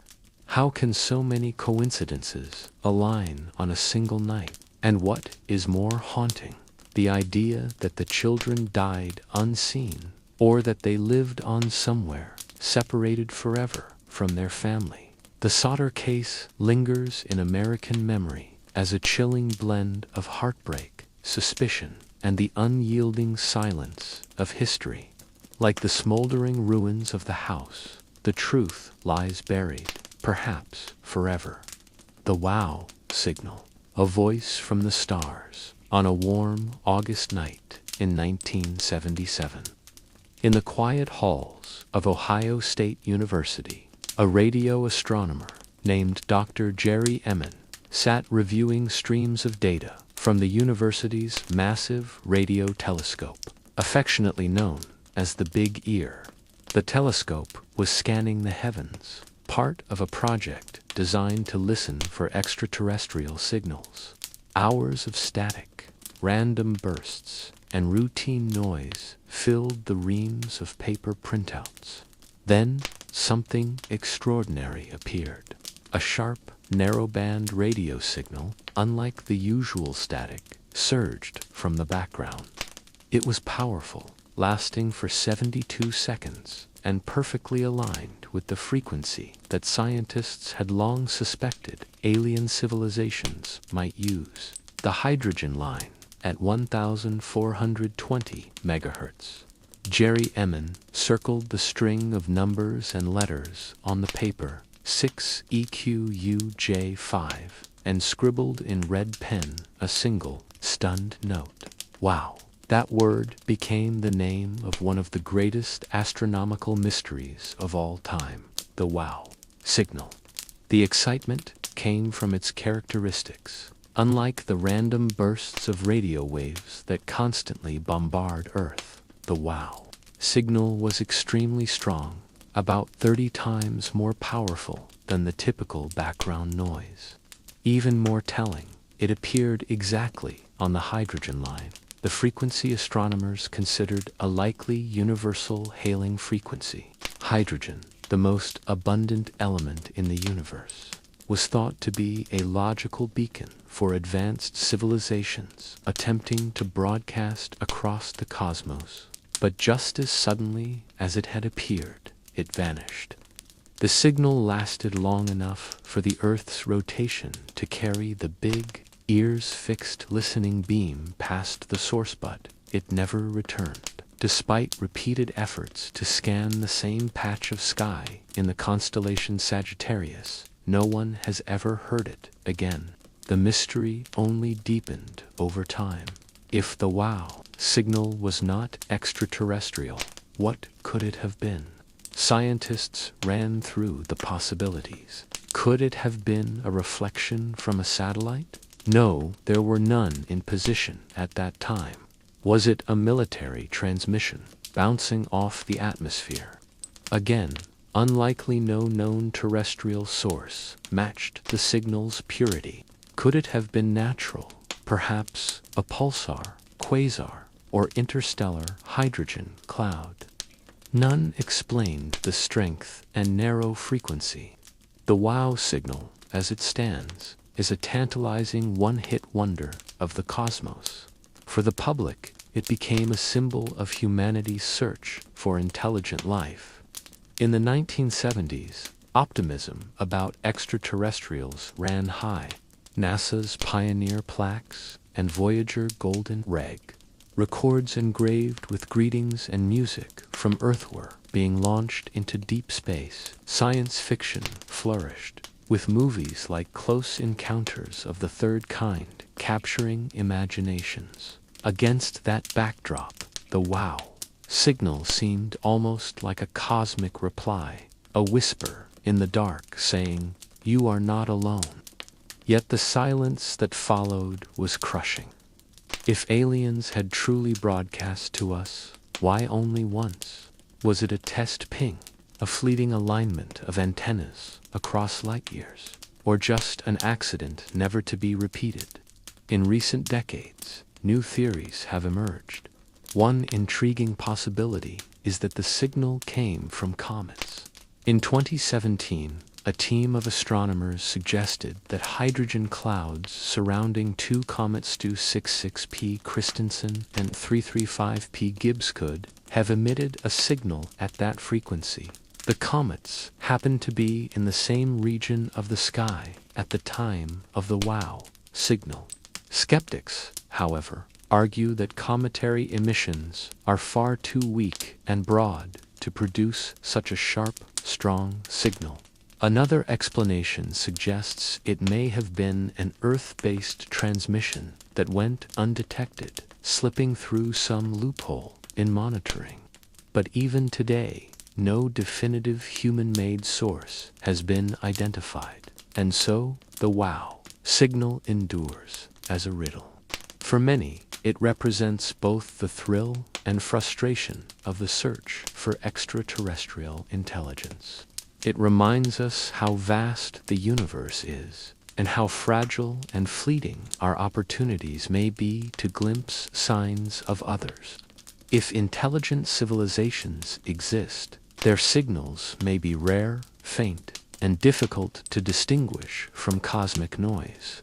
Our best chance may come only once in a lifetime more, even once in the entire history of our species. Still, the dream persists. Modern projects like Breakthrough Listen, funded by billionaire Yuri Milner, use far more sensitive equipment than the Big Ear, scanning millions of stars across broad frequencies. With today's technology, astronomers can analyze billions of channels simultaneously, something impossible in 1977. Yet, despite these advances, no second WOW signal has ever been found. The very mystery of the event has ensured its cultural immortality. It has appeared in books, documentaries, podcasts, and even inspired works of art and fiction. For the hopeful, it is proof that we may have once brushed against another intelligence. For the skeptical, it is a reminder of how little we truly know about the cosmic environment. But perhaps the most poetic aspect of the WOW signal is this. It is a silence wrapped around a single fleeting burst of sound. A lone spark against an endless void. A reminder that the universe is not only vast, but enigmatic, and that sometimes its answers come in whispers that vanish before we can catch them. For Jerry Emmon, who first wrote WOW on that datasheet, the signal became both his legacy and his riddle. He never claimed it was aliens only, that it was unexplained. To this day, that Redink note is one of the most famous annotations in the history of science. Maybe the wow signal was nothing. Maybe it was everything. But its mystery lingers, like a cosmic echo waiting to be heard again. The Zodiac Killer ciphers, messages from the shadows. The late 1960s in America was a period of turbulence, upheaval, and transformation. The Vietnam War filled television screens with violence from abroad. Civil rights movements marched for justice at home, and the counterculture challenged long-standing traditions.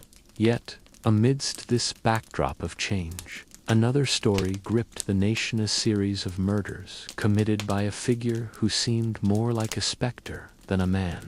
He called himself the Zodiac. The Zodiac Killer's crimes alone would have been enough to haunt the public imagination. But what truly cemented his infamy were his letters and ciphers. These were not mere taunts. They were complex puzzles, cryptic challenges, and declarations of superiority. The killer seemed to understand something terrifying, that fear is most potent when it lingers, when it cannot be resolved, when it stays alive in the public consciousness. Through his ciphers, the Zodiac ensured that his presence lived far beyond the crime scenes. The first cipher, a nation's introduction, in July 1969. Newspapers across California received letters from the Zodiac. Each letter contained a part of what would later be called the 408-symbol cipher. He demanded that the newspapers publish his codes on the front page, threatening more killings if they refused. To the Zodiac, attention was not a byproduct, was the very currency he craved. Within a week, a California schoolteacher, Donald Hardin, and his wife Betty managed to solve the cipher. What it revealed was chilling, though not particularly sophisticated. "I like killing people because it is so much fun," the decoded message read. The words stripped away any illusion of motive. This was not about revenge, money, or even ideology. It was about power, amusement, and control. Yet, even within that solved puzzle, one detail remained. The killer had left his name as a mystery, signing off with his now iconic crosshair symbol. The unbroken ciphers, while the first cipher was cracked relatively quickly, the Zodiac did not stop there. Over the following months and years, he sent additional ciphers: the 340-character cipher, the 30-character cipher, and the 32-character cipher, each one posing new challenges. For decades, some of these remained unsolved, a testament to the Zodiac's ability to manipulate public obsession. The 340-character cipher, sent in November 1969, resisted solution for over 50 years. Countless cryptographers, amateur codebreakers, and even government agencies tried their hand at it. Finally, in 2020, an international team of codebreakers managed to crack it using computer algorithms and persistence. The solution did not reveal his identity, but instead continued his taunting tone. "I hope you are having lots of fun in trying to catch me. I am not afraid of the gas chamber, because it will send me to paradise." Again, he denied his victims justice, while reinforcing his own myth. The shorter ciphers, the 13-character and 32-character, remain unsolved to this day. Their brevity makes them particularly difficult, as short strings of symbols provide little context for patterns. Some believe they may contain his real name, hidden in plain sight. Others argue they are unsolvable by design, meaningless scribbles meant to frustrate and consume investigators' time. The power of mystery. Why did the Zodiac ciphers resonate so strongly with the public? Perhaps because they represented more than just puzzles. They symbolized the killer's dominance over the narrative. While police scrambled to gather evidence, he dictated the headlines. While detectives worked through forensics, he captured the imagination of the public with riddles. Each new letter was not only a clue, but a performance, a carefully staged act of psychological theater. Moreover, the ciphers tapped into something deeply human, our need to solve mysteries. Every unsolved cipher was an open door, inviting countless people detectives, journalists, hobbyists to step inside and search for answers. The Zodiac understood this and weaponized it. By leaving fragments unsolved, he guaranteed his survival in the cultural imagination long after the killings ceased. Legacy of the Zodiac ciphers. Today, more than half a century later, the Zodiac Killer remains a ghost haunting the edges of American history. No one was ever arrested or convicted, and his identity remains unknown. The solved ciphers stand as proof of his sadistic taunting, while the unsolved ones symbolize the limits of human ingenuity in the face of chaos. The enduring fascination with the Zodiac ciphers reveals something unsettling. We fear what we cannot know, but we are also drawn to it. The codes remind us of the thin line between order and mystery, between the clarity of justice and the abyss of uncertainty. Every time a new theory emerges, every time a hobbyist posts a potential solution online, the Zodiac's voice echoes back from history, reminding us that he achieved what few killers ever do: enigmatality through enigma. In the end, the Zodiac ciphers are not just puzzles on paper. They are mirrors reflecting humanity's greatest anxieties, the terror of anonymity, the allure of mystery, and the sobering truth that sometimes evil writes its name in code and dares us to look for it, knowing full well it may never be found. The enigma of the Indus Valley civilization. The Indus Valley civilization, often overshadowed by its more widely discussed contemporaries, like Egypt and Mesopotamia, remains one of the most mysterious ancient cultures in human history. Flourishing around 2600 to 1900 BCE in what is today Pakistan and northwest India, this Bronze Age civilization stretched across a vast territory larger than either of its better-known rivals, with carefully planned cities, advanced drainage systems, and remarkable craftsmanship. The Indus people were among the world's earliest urban societies. Yet, despite their sophistication, they remain a puzzle wrapped in silence. No grand pyramids or extravagant monuments remain to shout their story. Instead, they left us something far more elusive, a script that no one has yet been able to decipher. Archaeologists first uncovered the ruins of Harappa and Mohenjo-Daro in the 1920s. What they found stunned them. Wide avenues crisscrossed with smaller lanes, standardized bricks used in construction, and complex sewage systems pointed to a society with extraordinary organization. Unlike many other ancient cultures that revolved around powerful monarchs, temples, or extravagant palaces, the Indus Valley appeared far more communal in structure. No king's tombs have been discovered. No evidence of lavish ruling elites unearthed. The balance of power, if such a thing existed, seemed distributed among merchants, farmers, and city dwellers. This absence of visible rulers only deepens the mystery. Who governed these immense cities, and how? The most tantalizing relic of this civilization is its undeciphered script, found inscribed on small seals, pottery, and tablets. The symbols, short sequences of pictograms, have resisted all attempts at translation. Without a bilingual artifact like the Rosetta Stone, scholars remain locked out of the Indus language. This silence is profound. Without their words, the worldview, religion, and inner life of the Indus Valley remain shadows. Equally puzzling is their sudden decline. Around 1900 BCE, the great cities were abandoned.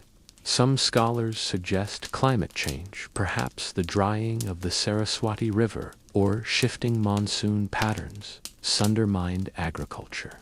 Others argue for internal societal stresses, economic collapse, or invasions by nomadic Indo-Aryan tribes. Whatever the cause, the Indus people disappeared into obscurity, leaving their descendants scattered across the subcontinent, their achievements forgotten for millennia. Today, the Indus Valley stands as a symbol of how advanced societies can vanish almost without a trace. Unlike Egypt, where hieroglyphs carved into stone proclaim the pharaoh's glory, the Indus people left whispers. Their carefully built streets, their undeciphered symbols, their abandoned wells all point to a people who thrived, then vanished with only silence to explain their fate. The Indus Valley reminds us that history is not always written by the victors. Sometimes it is simply buried in the dust, waiting for someone to listen. Caral Soup, the forgotten mother city of the Americas in the desert valleys of coastal Peru, where a thin green ribbon of river slices through bone-colored hills and the Pacific.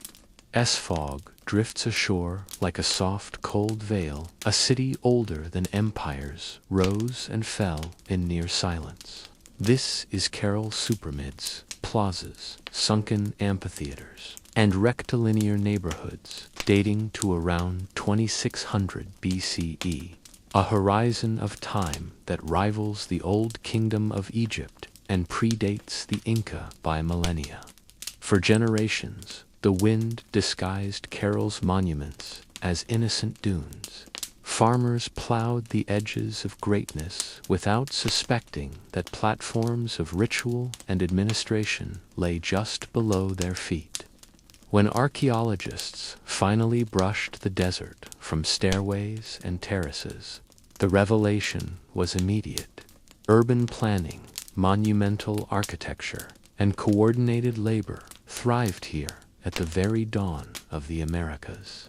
At the core of Caral stands a ceremonial precinct, stepped mounds rising in measured tiers, broad staircases that lift the body and discipline the breath, sunken circular courts perfectly proportioned, meant to gather the community's voice.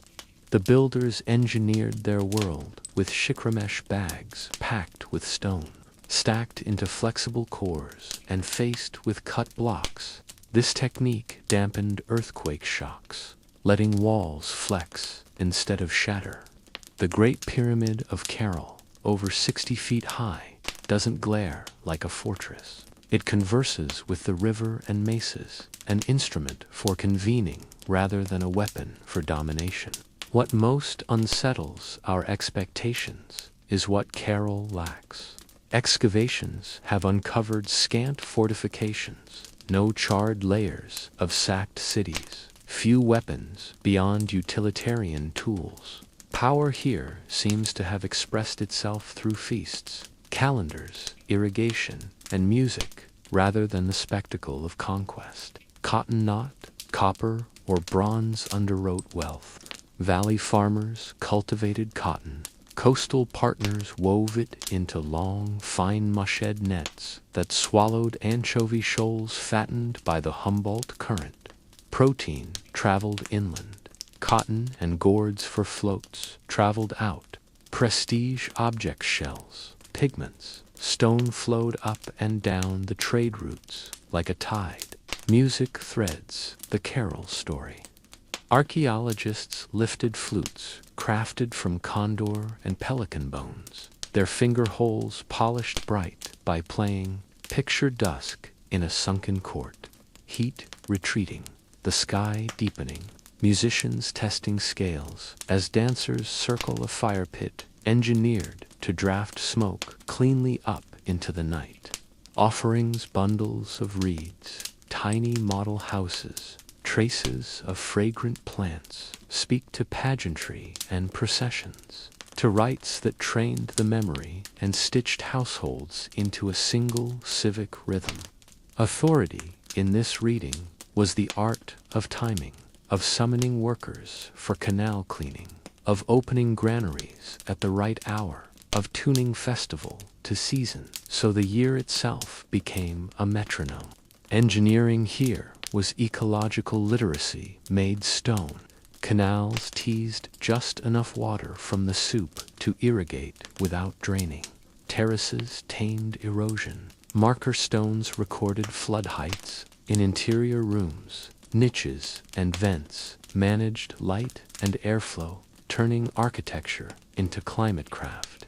Builders even ritually buried earlier walls beneath clean fill before raising new ones, closing chapters deliberately and protecting what lay below from seismic shocks. The city, layer by layer, became both archive and instrument.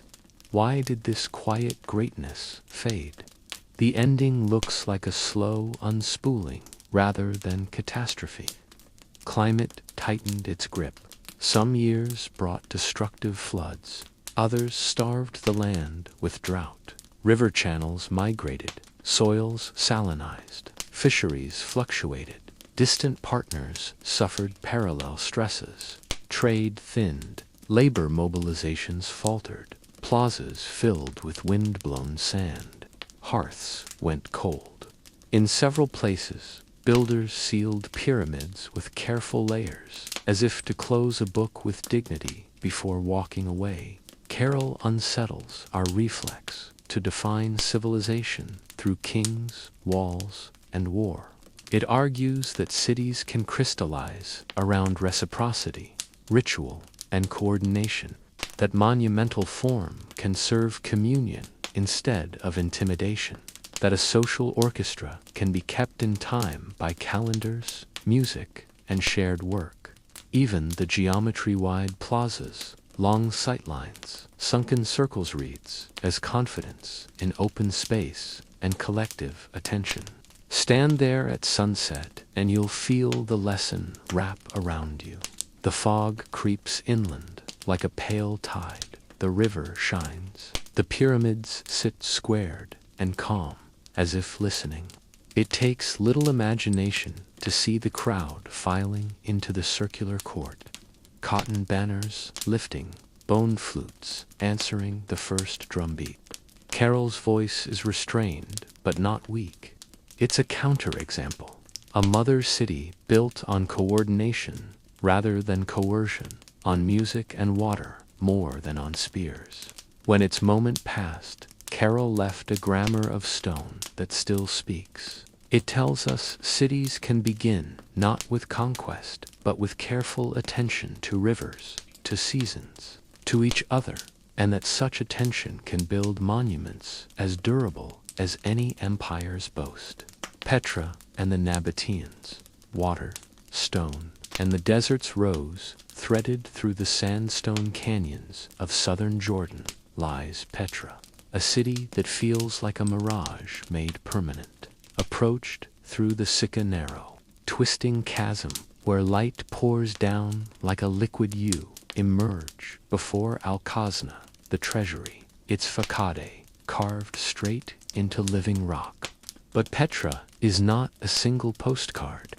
It is the signature work of the Nabateans, an Arab people who mastered caravan trade and the hydraulics of desert life from the 4th century BCE to the early Roman era. Their genius was less about conquering enemies than domesticating scarcity-bending water, time, and stone into a flourishing urban theater. The Nabateans sat astride roots that carried frankincense and myrrh from Arabia, bitumen and balm from the Dead Sea, spices and silk from farther east. Caravans moving through the harsh plateau needed safety, stables, markets, and above all water. So the Nabateans learned to catch every drop. They cut channels along cliff faces with the precision of jewelers, feeding cisterns that hid under courtyards, and stairways. They placed settling basins to drop silt, used ceramic pipes to minimize leakage, and carved dams that gulped flash floods without surrendering the city to ruin. To stand in Petra is to walk a hydrologic manuscript written in stone. With wealth came a distinct visual language.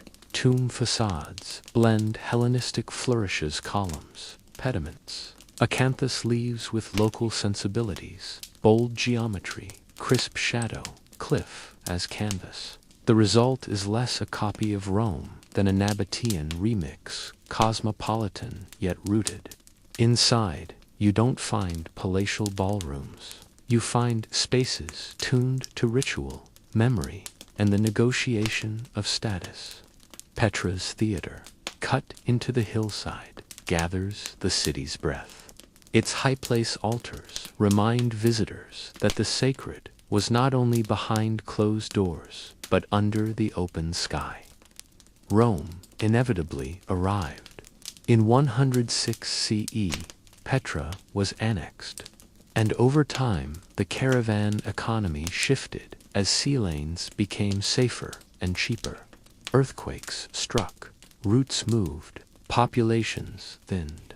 By the early Islamic centuries, Petra's heartbeat slowed to a whisper. Its facades kept company by shepherds, pilgrims, and wind.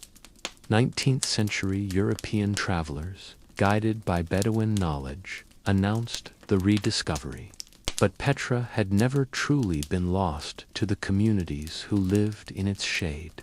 Today, Petra speaks in two registers. The first is spectacle. Rock turned into architecture so dramatic it barely looks real. The second is infrastructure. Channels, dams, and cisterns stitched together with obsessive realism. This pairing matters. Beauty alone doesn't sustain a desert city. Plumbing does. Yet plumbing without beauty rarely captures loyalty.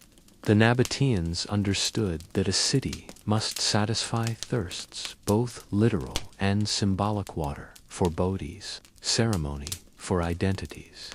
Close your eyes in the sick, and you can hear hooves, bargaining, laughter, the splash of water into a basin. Open them, and you see lessons useful now. Harvest rain, design redundancy, hide storage. Think in centuries, not quarters. Match form to climate, ritual to resource, identity to place.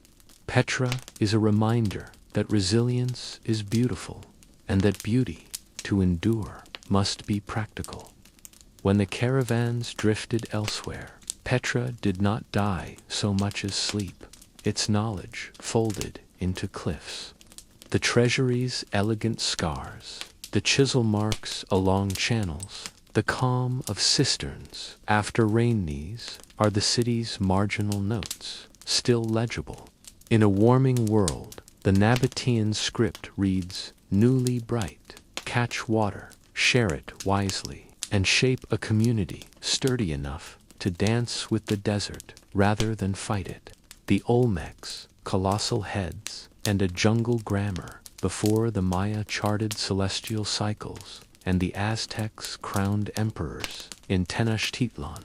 A people we call the Olmecs shaped the first widely influential civilization of Mesoamerica, from roughly 1200 to 400 BCE in the humid lowlands of the Gulf Coast. The Olmecs raised ceremonial centers at San Lorenzo, La Venta, and Tres. They carved colossal head-stained feet tall, many tons heavy from distant basalt, and dragged them across rivers and swamps to plazas where rulers' visages would watch over rites. Their legacy is not a single empire or a tidy archive, but a grammar that later cultures would conjugate. Ball courts, ritual complexes, iconography that sutures jaguar, human, and sky. Walk La Venta in your imagination. You pass earthen pyramids that once rose above the canopy, platforms aligned to cosmological sightlines, plazas designed to hold the heartbeat of drums. Beneath some plazas, archaeologists discovered mosaic pavements made of jadeite and serpentine blocks laid into patterns, then deliberately buried. The act of burial transformed art into foundation, teaching that beauty can be structural, that offerings stabilize worlds. In cache after cache, greenstone figurines tiny, powerful stand as councils in miniature, their arrangement hinting at assembly and myth. The Olmec world feels liquid, rivers, swamps, rain, and the shimmering breath of the jaguar, an apex creature that stalks their iconography. Rulers appear as intermediaries between rain gods and their people, donning headdresses and jaguar pelts, seating themselves upon thrones carved from single stones. Yet for all the authority implied, the archaeological record carries little of the screaming violence we often project onto ancient power. What we see instead is labor organized for earthworks, artisanship refined to a whispering edge, and a devotion to placement objects, set not merely to be seen, but to work upon the earth itself. Why did the Olmec centers wane? Environmental shifts, river course changes, volcanic activity, and the social costs of maintaining monumental landscapes all likely played parts. But decline is not disappearance. Ideas travel more lightly than stone. Olmec motifs and practices diffused south and east-seated into later Maya and Zapotic arts, into calendars, into ball games that remained half sport, half ritual for centuries. The Olmecs did not leave a book. They left a syntax, and subsequent cultures wrote epics with it. Think of the colossal heads again. Each bears an individual face, lips pursed, helmets strapped, eyes steady. They do not leer or rage, they attend. Their scale is not mere intimidation. It is an insistence on presence, the ruler as a stone that gathers rain, a human-made tectonic. When you stand before one, time feels thick. You sense crews hauling rope over rollers, singers keeping cadence, a priest marking a sightline with a staff, while children splash at the river edge. The head arrives, the plaza shifts, the city's memory acquires new weight. We often ask vanished cultures to yield answers, but the Olmecs offer something subtler. Questions tuned to practice. How do you make an image do work? How do you bury art to keep a cosmos steady? How do you carve a face so vast that the sky itself feels obliged to remember it? The Olmec reply is regional, patient, and humid. You align, you bury, you return, and in returning you keep the world. The Garamantes, lords of the Sahara's hidden kingdom, across the central Sahara, in what is now Libya's Fezzan sprawl, the ghost networks of a people the Romans alternately feared and traded with. The Garamantes, from about 500 BCE to 700 CE, they built towns, farmed fields, and moved caravans across landscapes we imagine as empty. Their triumph was simple to state and immense to execute.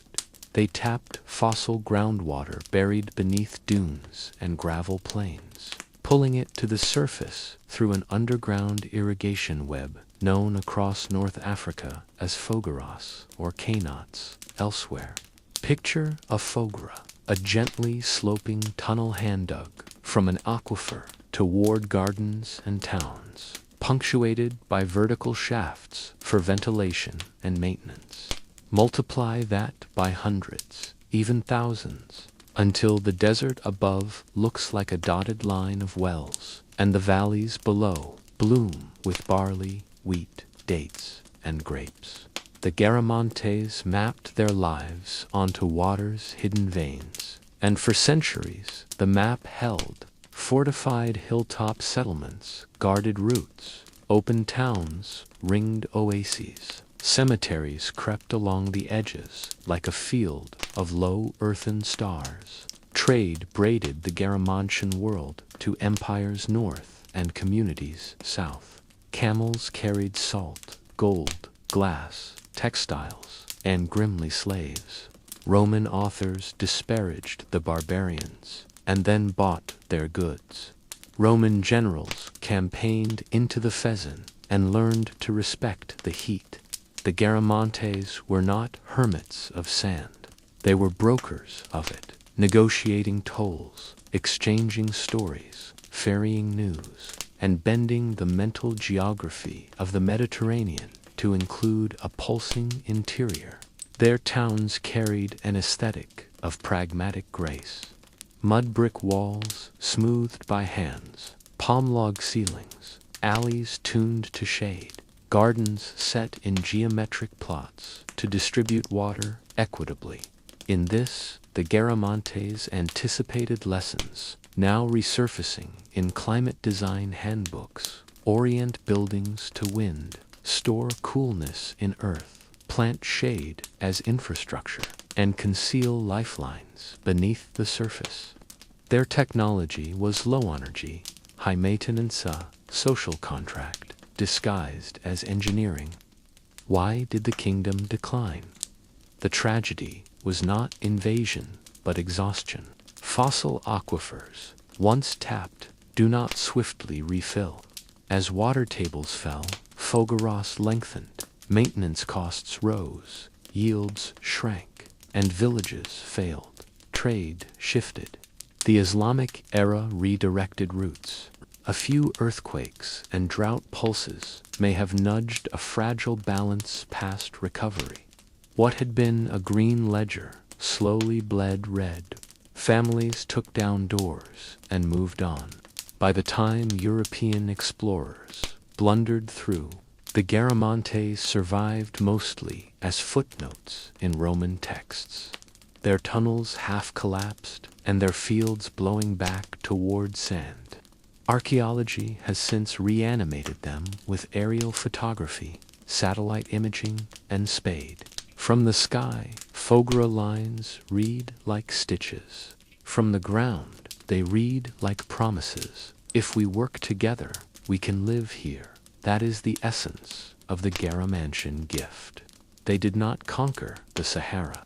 They collaborated with it, took what it could spare, and built rules to keep extraction gentle. When they forgot those rules, or when circumstances made those rules impossible, the desert took back its loan. Stand at the mouth of a collapsed tunnel and feel the breath of cool air rising from the dark. That systone, exhaling, carries a civic lesson. Move slowly, share fairly, hide your arteries from the sun. Keep the maintenance crews fed and honored, because they are the real magicians. And remember that greatness measured in years can be undone by decades of drift. The Garamantes' silence is not emptiness. It is the echo of a people who solved the impossible for centuries, and then, when the ledger flipped, walked away with dignity rather than war. Echoes in stone. Memory of the ancients. When we step into the final stretch of our journey through the great silence of lost civilizations, we enter a space not merely of ruins, but of memory etched into stone, carved into cliffs, whispered through monuments. Across the world, scattered remnants stand as if they themselves are guardians of forgotten knowledge, voices that refuse to be fully silenced. Section 5 takes us into the realm of echoes, into the afterlives of these vanished worlds, where even in ruin they continue to live, shaping how humanity remembers, dreams, and builds. Stone, unlike parchment or fleeting words, has endurance. When we look upon the crumbling pillars of Baalbek in Lebanon, the terraced pyramids of in Mexico, or the weather-worn heads of Easter Island's Maui. We are not merely seeing relics, we are listening to echoes that defy time. Each cut block, each alignment with the stars, is a message left behind. And while the civilizations that once flourished around these wonders have long disappeared, the stones themselves tell us that human creativity, ambition, and mystery are never entirely lost. The ancients seemed to understand something essential, that to last, memory must be made heavy, unyielding, grounded in the earth itself. Consider the megaliths of Stonehenge, rising from the misty plains of England, built thousands of years ago. Their original purpose remains debated. Were they temples, calendars, places of burial, or ritual? Whatever their function, the stones survive, unshaken by centuries of wind and rain, continuing to draw human awe. They remind us that civilizations may fall silent, but their whispers are carved into the very bones of the planet. Yet these echoes are not limited to grand monuments. Sometimes they exist in the smallest of inscriptions, faint carvings in caves, or symbols traced onto clay tablets. The Sumerians, among the earliest to develop writing, pressed wedge-shaped marks into clay, perhaps not realizing that millennia later, these tablets would still preserve their voices. What they wrote, records of trade, myths of gods, accounts of kings, gives us a window into their vanished world. Even when their cities crumbled and their empires faded, these texts endured. They remind us that memory, when preserved, has the power to outlast the silence of time. But stone, though strong, is not eternal. Even the mightiest monuments fall to erosion, earthquakes, or human hands. The Library of Alexandria, though not built of stone, but of papyrus and scrolls, stands as a haunting example of impermanence. When fire consumed it, entire worlds of knowledge were lost, vanishing in smoke. The lesson is poignant. Memory must be preserved in many forms, or risk being erased entirely. The echoes that remain are precious precisely because they are rare. In some cases, civilizations intentionally sought immortality through stone. The Egyptians, obsessed with eternity, designed their pyramids not only as tombs, but as immortal declarations of kingship and divine order.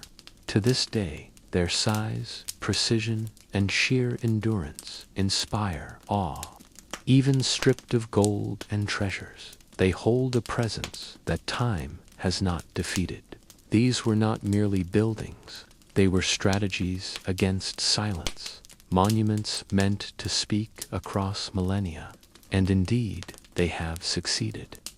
What fascinates us most, perhaps, is how these echoes shape our own civilizations.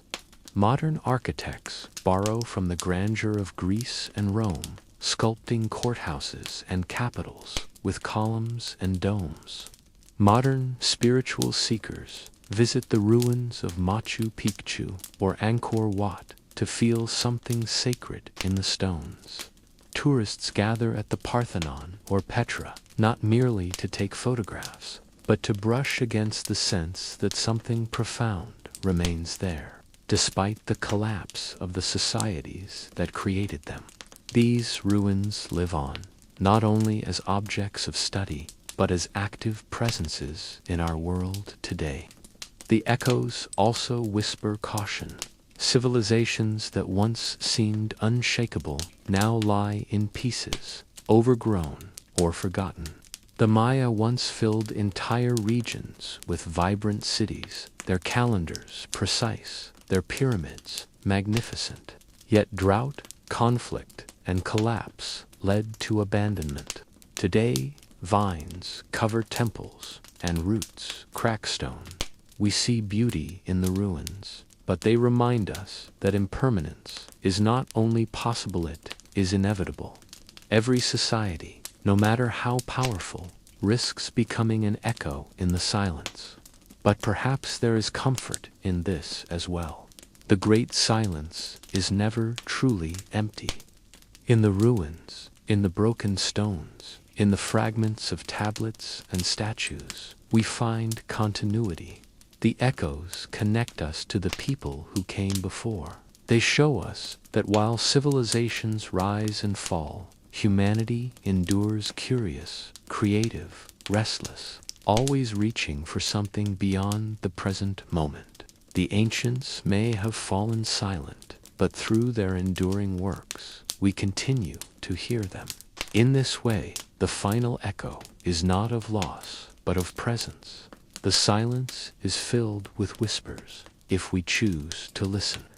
Each ruined wall, each toppled statue, each forgotten city beneath the sand is still alive with meaning. The ancients are not gone. They are here, lingering in stone, reminding us that nothing is ever completely lost. The silence is not absolute. It is a chorus of echoes, carrying across time. The language of ruins, speaking through time. If stones could speak, what stories would they tell? Perhaps the language of ruins is less about words and more about presents a dialogue between the past and the present. Every crack, every weathered surface, every fragment of a collapsed wall is a sentence in the silent book of human history. We may never fully translate it, yet we can feel its weight. The ruins of lost civilizations are not just remnants of what once was. They are active storytellers, whispering truths, myths, and warnings across centuries. To walk among ruins is to enter into conversation with time itself. In Pompeii, where the eruption of Mount Vesuvius in 79 CE preserved an entire city in ash, the whispers are almost startlingly clear. Here we see streets frozen mid-stride, graffiti scrawled on walls, jars still filled with remnants of food. The people of Pompeii may have been silenced, but their city speaks in vivid detail. The laughter in taverns, the prayers in temples, the bustle of market stalls. Unlike most ruins, Pompeii is less an echo than a captured voice urgent, intimate, painfully human. Other ruins speak more abstractly, their language harder to decode. The massive platform of Nan Madol, a city built atop artificial islets in Micronesia, remains an architectural marvel, but the details of who built it and how are cloaked in silence. The site communicates through scale and mystery. The walls of basalt stone, some weighing tons, rise like black fortresses from the sea. Their placement tells us of great coordination, advanced knowledge, and deep intention. Yet no written record survives to explain why this place was made or why it was abandoned. The language of Nan Madol is a riddle, one we may never solve.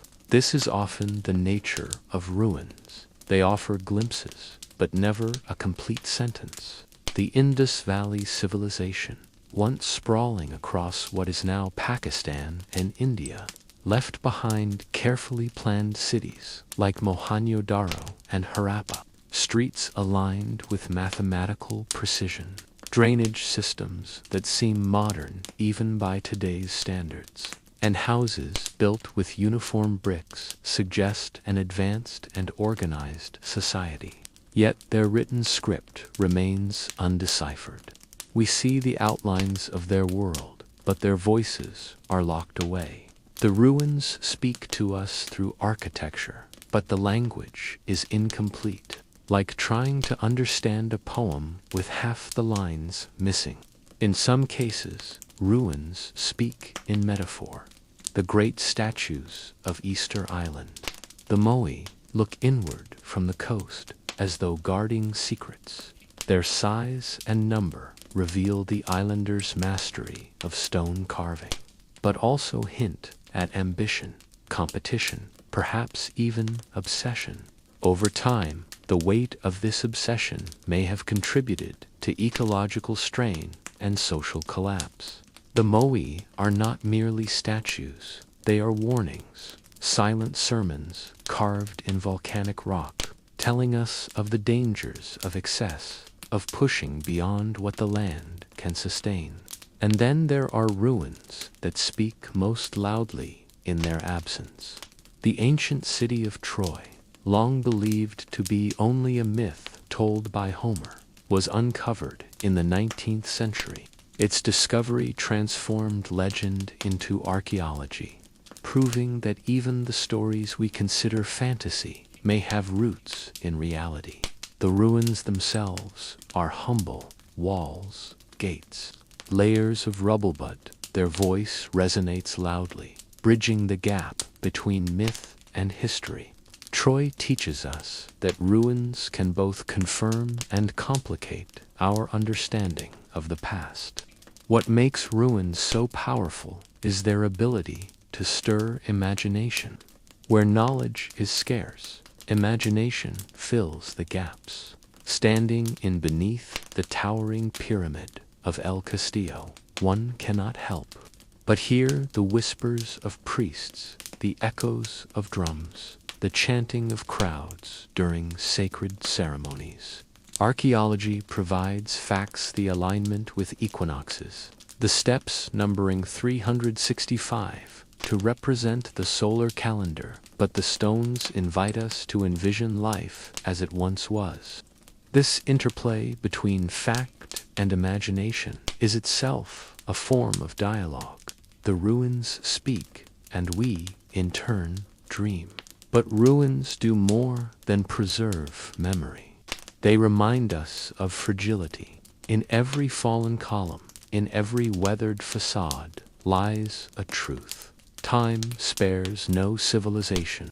The Parthenon, once gleaming with painted statues and marble brilliance, is now a skeleton of its former glory. Yet, even in ruin, it remains majestic, speaking of democracy, philosophy, and artistic mastery. The ruin is both a loss and a survival. It teaches us that greatness can endure, but only in fragments. Ruins also act as mirrors. When we gaze upon them, we often see ourselves. Our fascination with ancient monuments reflects a longing for permanence, a desire to leave behind something that will outlast us. We build skyscrapers, monuments, and memorials, not only for utility, but for memory. The ruins of the past remind us that one day our structures too may crumble, our cities too may fall silent. Yet, perhaps, like the ancients, we will leave echoes for future generations to interpret. In the end, the language of ruins is less about exact translation and more about connection. It is a conversation between those who were and those who are. It is a dialogue stitched together by stone, silence, and imagination. The ruins do not need to give us every detail. Their very presence is enough to remind us that time is vast, civilizations rise and fall, and yet humanity continues to listen, to dream, to build. The ruins speak. The question is, are we listening? Silent stones, the echo of forgotten beliefs across the world. Ancient ruins are not just remnants of buildings, but echoes of faith. Temples, shrines, and sacred landscapes stand as the skeletal remains of spiritual worlds long past. The stones may be silent now, but they once carried prayers, chants, offerings, and rituals. To explore these ruins is to enter into the hushed realm of belief systems that shaped civilizations. Their silence is deceptive. It hides centuries of worship, devotion, and yearning to understand life, death, and the cosmos. Consider the temples of Angkor in Cambodia, the vast stone city built by the Khmer Empire between the 9th and 15th centuries. Angkor Wat, the crown jewel, rises with astonishing symmetry. Its towers symbolizing Mount Meruth, cosmic mountain of Hindu and Buddhist tradition. Walking through its galleries, lined with intricate bas-reliefs, one can almost hear the voices of priests reciting sacred texts, the footfalls of pilgrims making their way toward the inner sanctum. Today, Angkor stands mostly in silence, the jungle encroaching, the rituals stilled.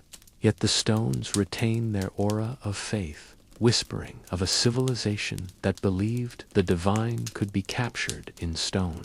Further west, in Mesoamerica, the Mayan and Aztec civilizations created sacred landscapes that reveal their cosmic understanding. At near modern-day Mexico City, the pyramids of the sun and moon dominate the Avenue of the Dead. These massive structures were not just monuments, but cosmic instruments. Their alignments with celestial events suggest a worldview where architecture and astronomy were inseparable, where faith was tied to the movements of the heavens. The rituals performed, here offerings, sacrifices, ceremonies, were meant to maintain harmony between gods and humans. The ruins still hum with that cosmic tension, as though the stones themselves remember the prayers offered to keep the universe in balance. Across the seas, the ruins of Göbekli Tepe in Turkey challenge our assumptions about belief and time. Dated to around 9600 BCE, it predates writing, agriculture, and cities. Yet its massive carved pillars suggest complex rituals and a shared religious vision. The site may be humanity's earliest temple, a place where hunter-gatherers gathered to worship, feast, and perhaps bind their communities together through shared spirituality. Here, the silence of the stones is deafening, for no texts accompany them, only carved animals and abstract shapes. Yet their presence speaks of a deep need to connect with something larger than life, something beyond the visible world. The ruins of sacred places often reveal the intimate connection between religion and power. In ancient Egypt, temples were both houses of gods and expressions of royal authority. The sprawling complex of Karnak, dedicated primarily to Amun-Ra, was built over centuries, each pharaoh adding their mark. The massive hypostyle hall, with its forest of stone columns, overwhelms the senses, a physical embodiment of divine grandeur. The chants of priests may no longer echo there, but the architecture itself continues to proclaim the intertwining of belief and kingship. The ruins, in silence, remind us how faith could be wielded to unite people under both God and ruler. Sacred ruins are also deeply tied to landscapes. Stonehenge in England, though modest compared to vast temples, speaks through its placement. Its alignment with solstices reveals it was not just a monument but a calendar, a sacred meeting point between earth and sky. Pilgrims and priests once gathered to mark the changing seasons, tying human existence to celestial cycles. Today, visitors gather at dawn on Midsummer's Day, seeking to recapture a fragment of that ancient connection. Though the stones are mute, their alignment still sings of a faith rooted in the rhythms of the natural world. These ruins also embody the human struggle with mortality. The Pyramid of Khufu in Giza, the largest of Egypt's pyramids, was not just a tomb, but a statement of eternal aspiration. Built to house a pharaoh in the afterlife, it reflects the belief that death was not an end, but a passage. The pyramid's massive scale was meant to endure for eternity, its very permanence a prayer against the silence of death. Standing before it today, one feels both awe and humility, as though confronted with humanity's timeless longing to transcend the grave. Yet there is also tragedy in these silent stones. Many of these sites were abandoned, destroyed, or left to ruin when their faiths waned. Temples that once housed gods became quarries for later builders. Sacred statues were toppled, inscriptions defaced, rituals forgotten. The silence of these ruins is often not natural, but forced, the result of conquest, cultural change, or deliberate suppression. The ruins of Persepolis, burned by Alexander the Great, or the Mayan temples reclaimed by jungle, remind us that faith, no matter how powerful, is fragile against time and human hands. And yet, silence does not mean death. Even in ruin, these sacred places continue to inspire awe and reverence. Visitors light incense, whisper prayers, or simply stand in quiet reflection. Though the original beliefs may be gone, the stones still evoke spirituality, still invite contemplation of the divine. In their silence, they transcend their original faiths and become universal symbols of humanity's search for meaning. Silent stones, then, are not dead relics. They are living echoes, testaments to our ancestors' struggles with life, death, and eternity. They remind us that faith is as much a part of civilization as walls and roads, that belief leaves marks as enduring as stone. To walk among them is to listen to a spiritual language that transcends words, a language of awe, devotion, and longing, spoken not by voices, but by the quiet endurance of ruins. The silence is not emptiness, it is memory. When faith fades, the decline of sacred centers, civilizations rise, and with them their religions and sacred places. Yet, as time advances, beliefs that once unified millions often fragment, fade, or vanish. The decline of sacred centers is a story told across continents, where once vibrant rituals turned to silence, where temples and shrines lost their guardians, and where gods themselves were forgotten. These stories are not merely about architecture. They reveal the fragility of belief and the shifting tides of human meaning. One of the most striking examples of decline is the city of Petra in modern-day Jordan, known as the Rose City. It was once a thriving Nabatean capital, carved directly into pink sandstone cliffs. Its temples and tombs reflect a fusion of Arabian, Greek, and Roman styles, suggesting a cosmopolitan faith rooted in trade and cultural exchange. For centuries, it was a pilgrimage site where caravans converged, bringing offerings to gods and ancestors. But when trade routes shifted and Roman power waned, Petra's sacred life dwindled. By the Middle Ages, it was almost forgotten, a ghost city whispered about by nomads. Its grand temples, once centers of bustling devotion, became hollowed monuments, left to the silence of desert winds. The decline of sacred centers often followed conquest. In the Americas, when Spanish conquistadors arrived, they systematically destroyed indigenous temples and shrines, replacing them with churches. The Aztec Templo Mayor, in once the beating heart of the empire, was demolished, its stones repurposed for colonial buildings. To the Aztecs, the temple was the center of the universe, where gods demanded offerings to sustain creation itself. Its destruction was not merely physical, it was a deliberate dismantling of a cosmic order.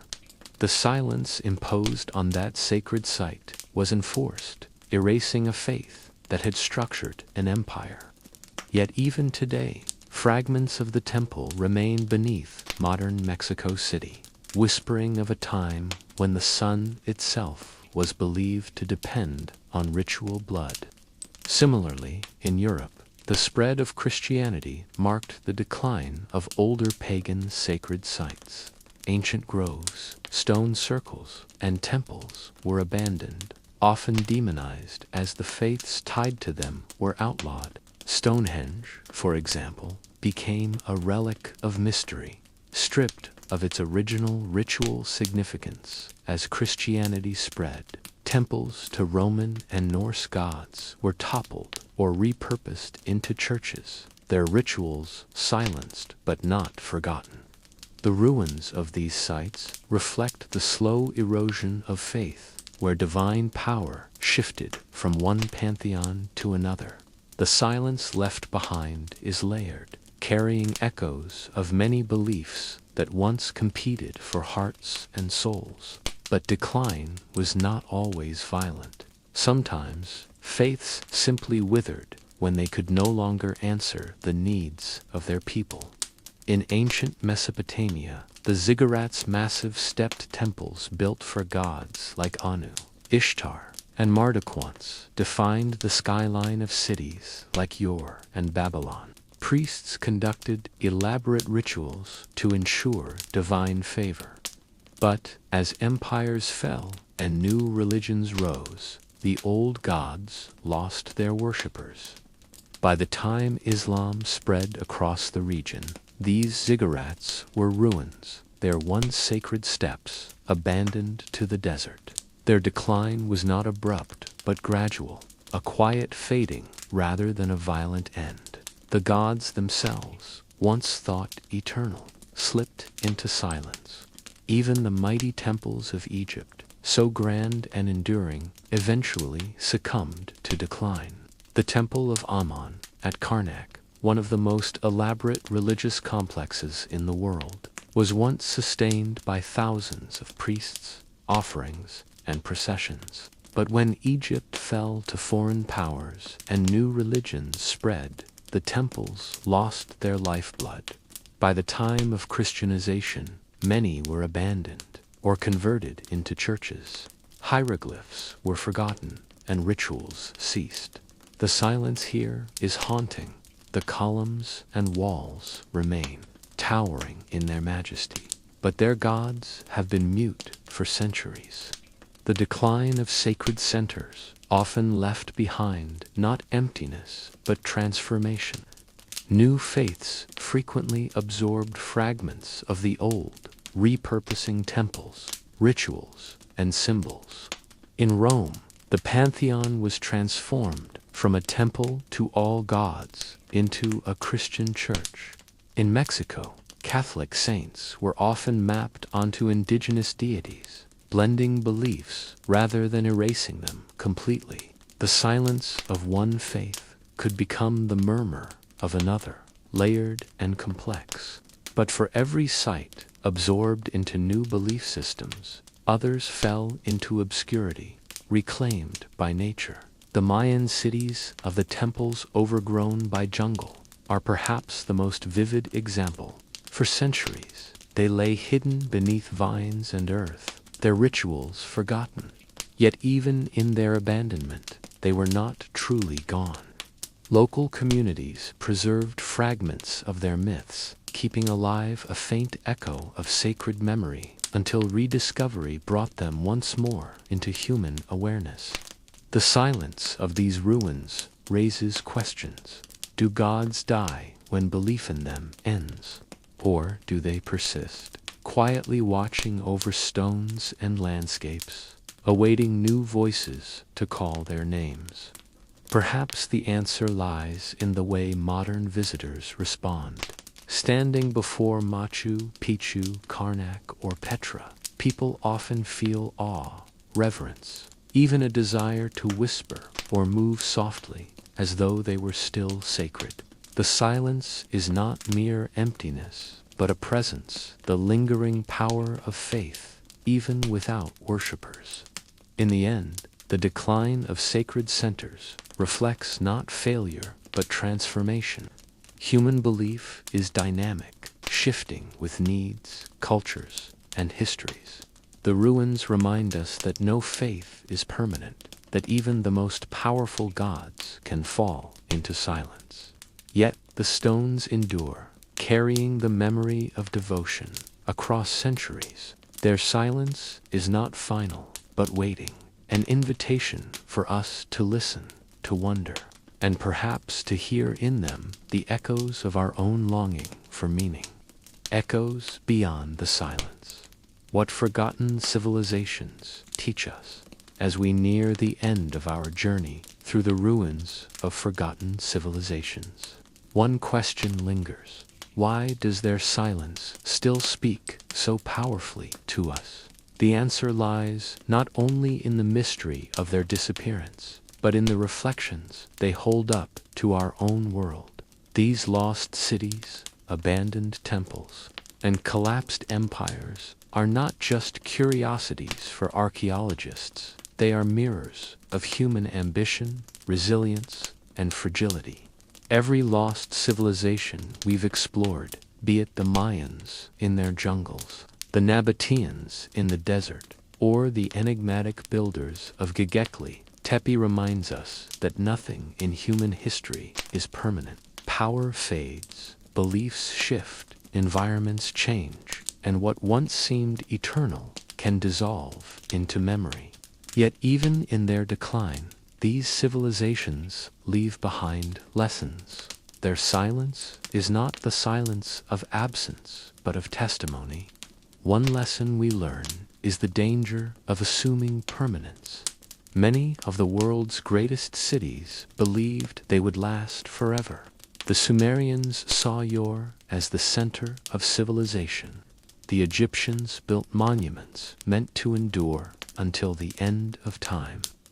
The Aztecs believed their rituals maintained the very balance of the universe.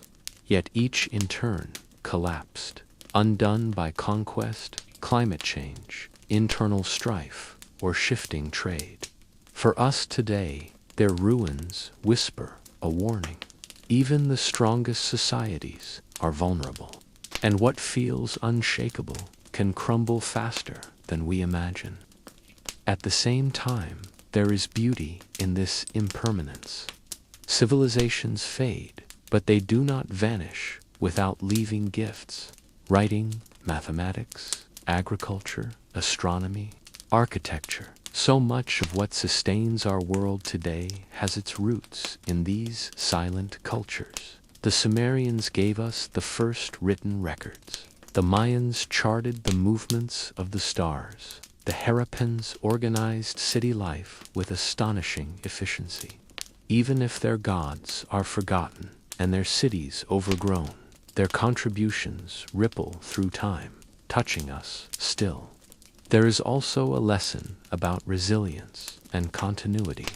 Though temples may fall and faiths may fade, people adapt. In the wake of Rome's fall, medieval Europe built new systems.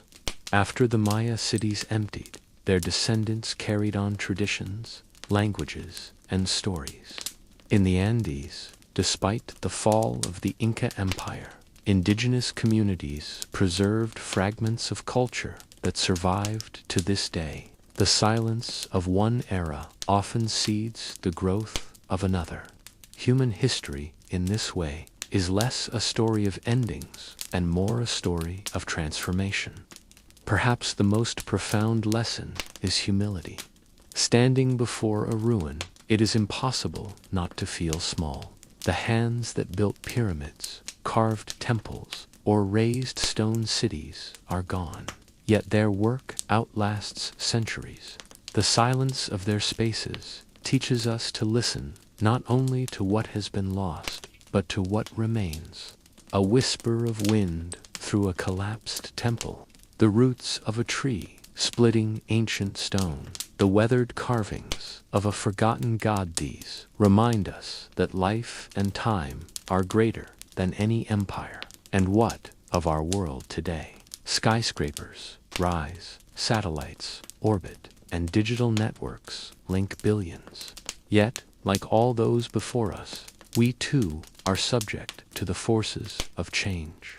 climate pressures, shifting powers, and cultural transformations will one day shape our own legacy.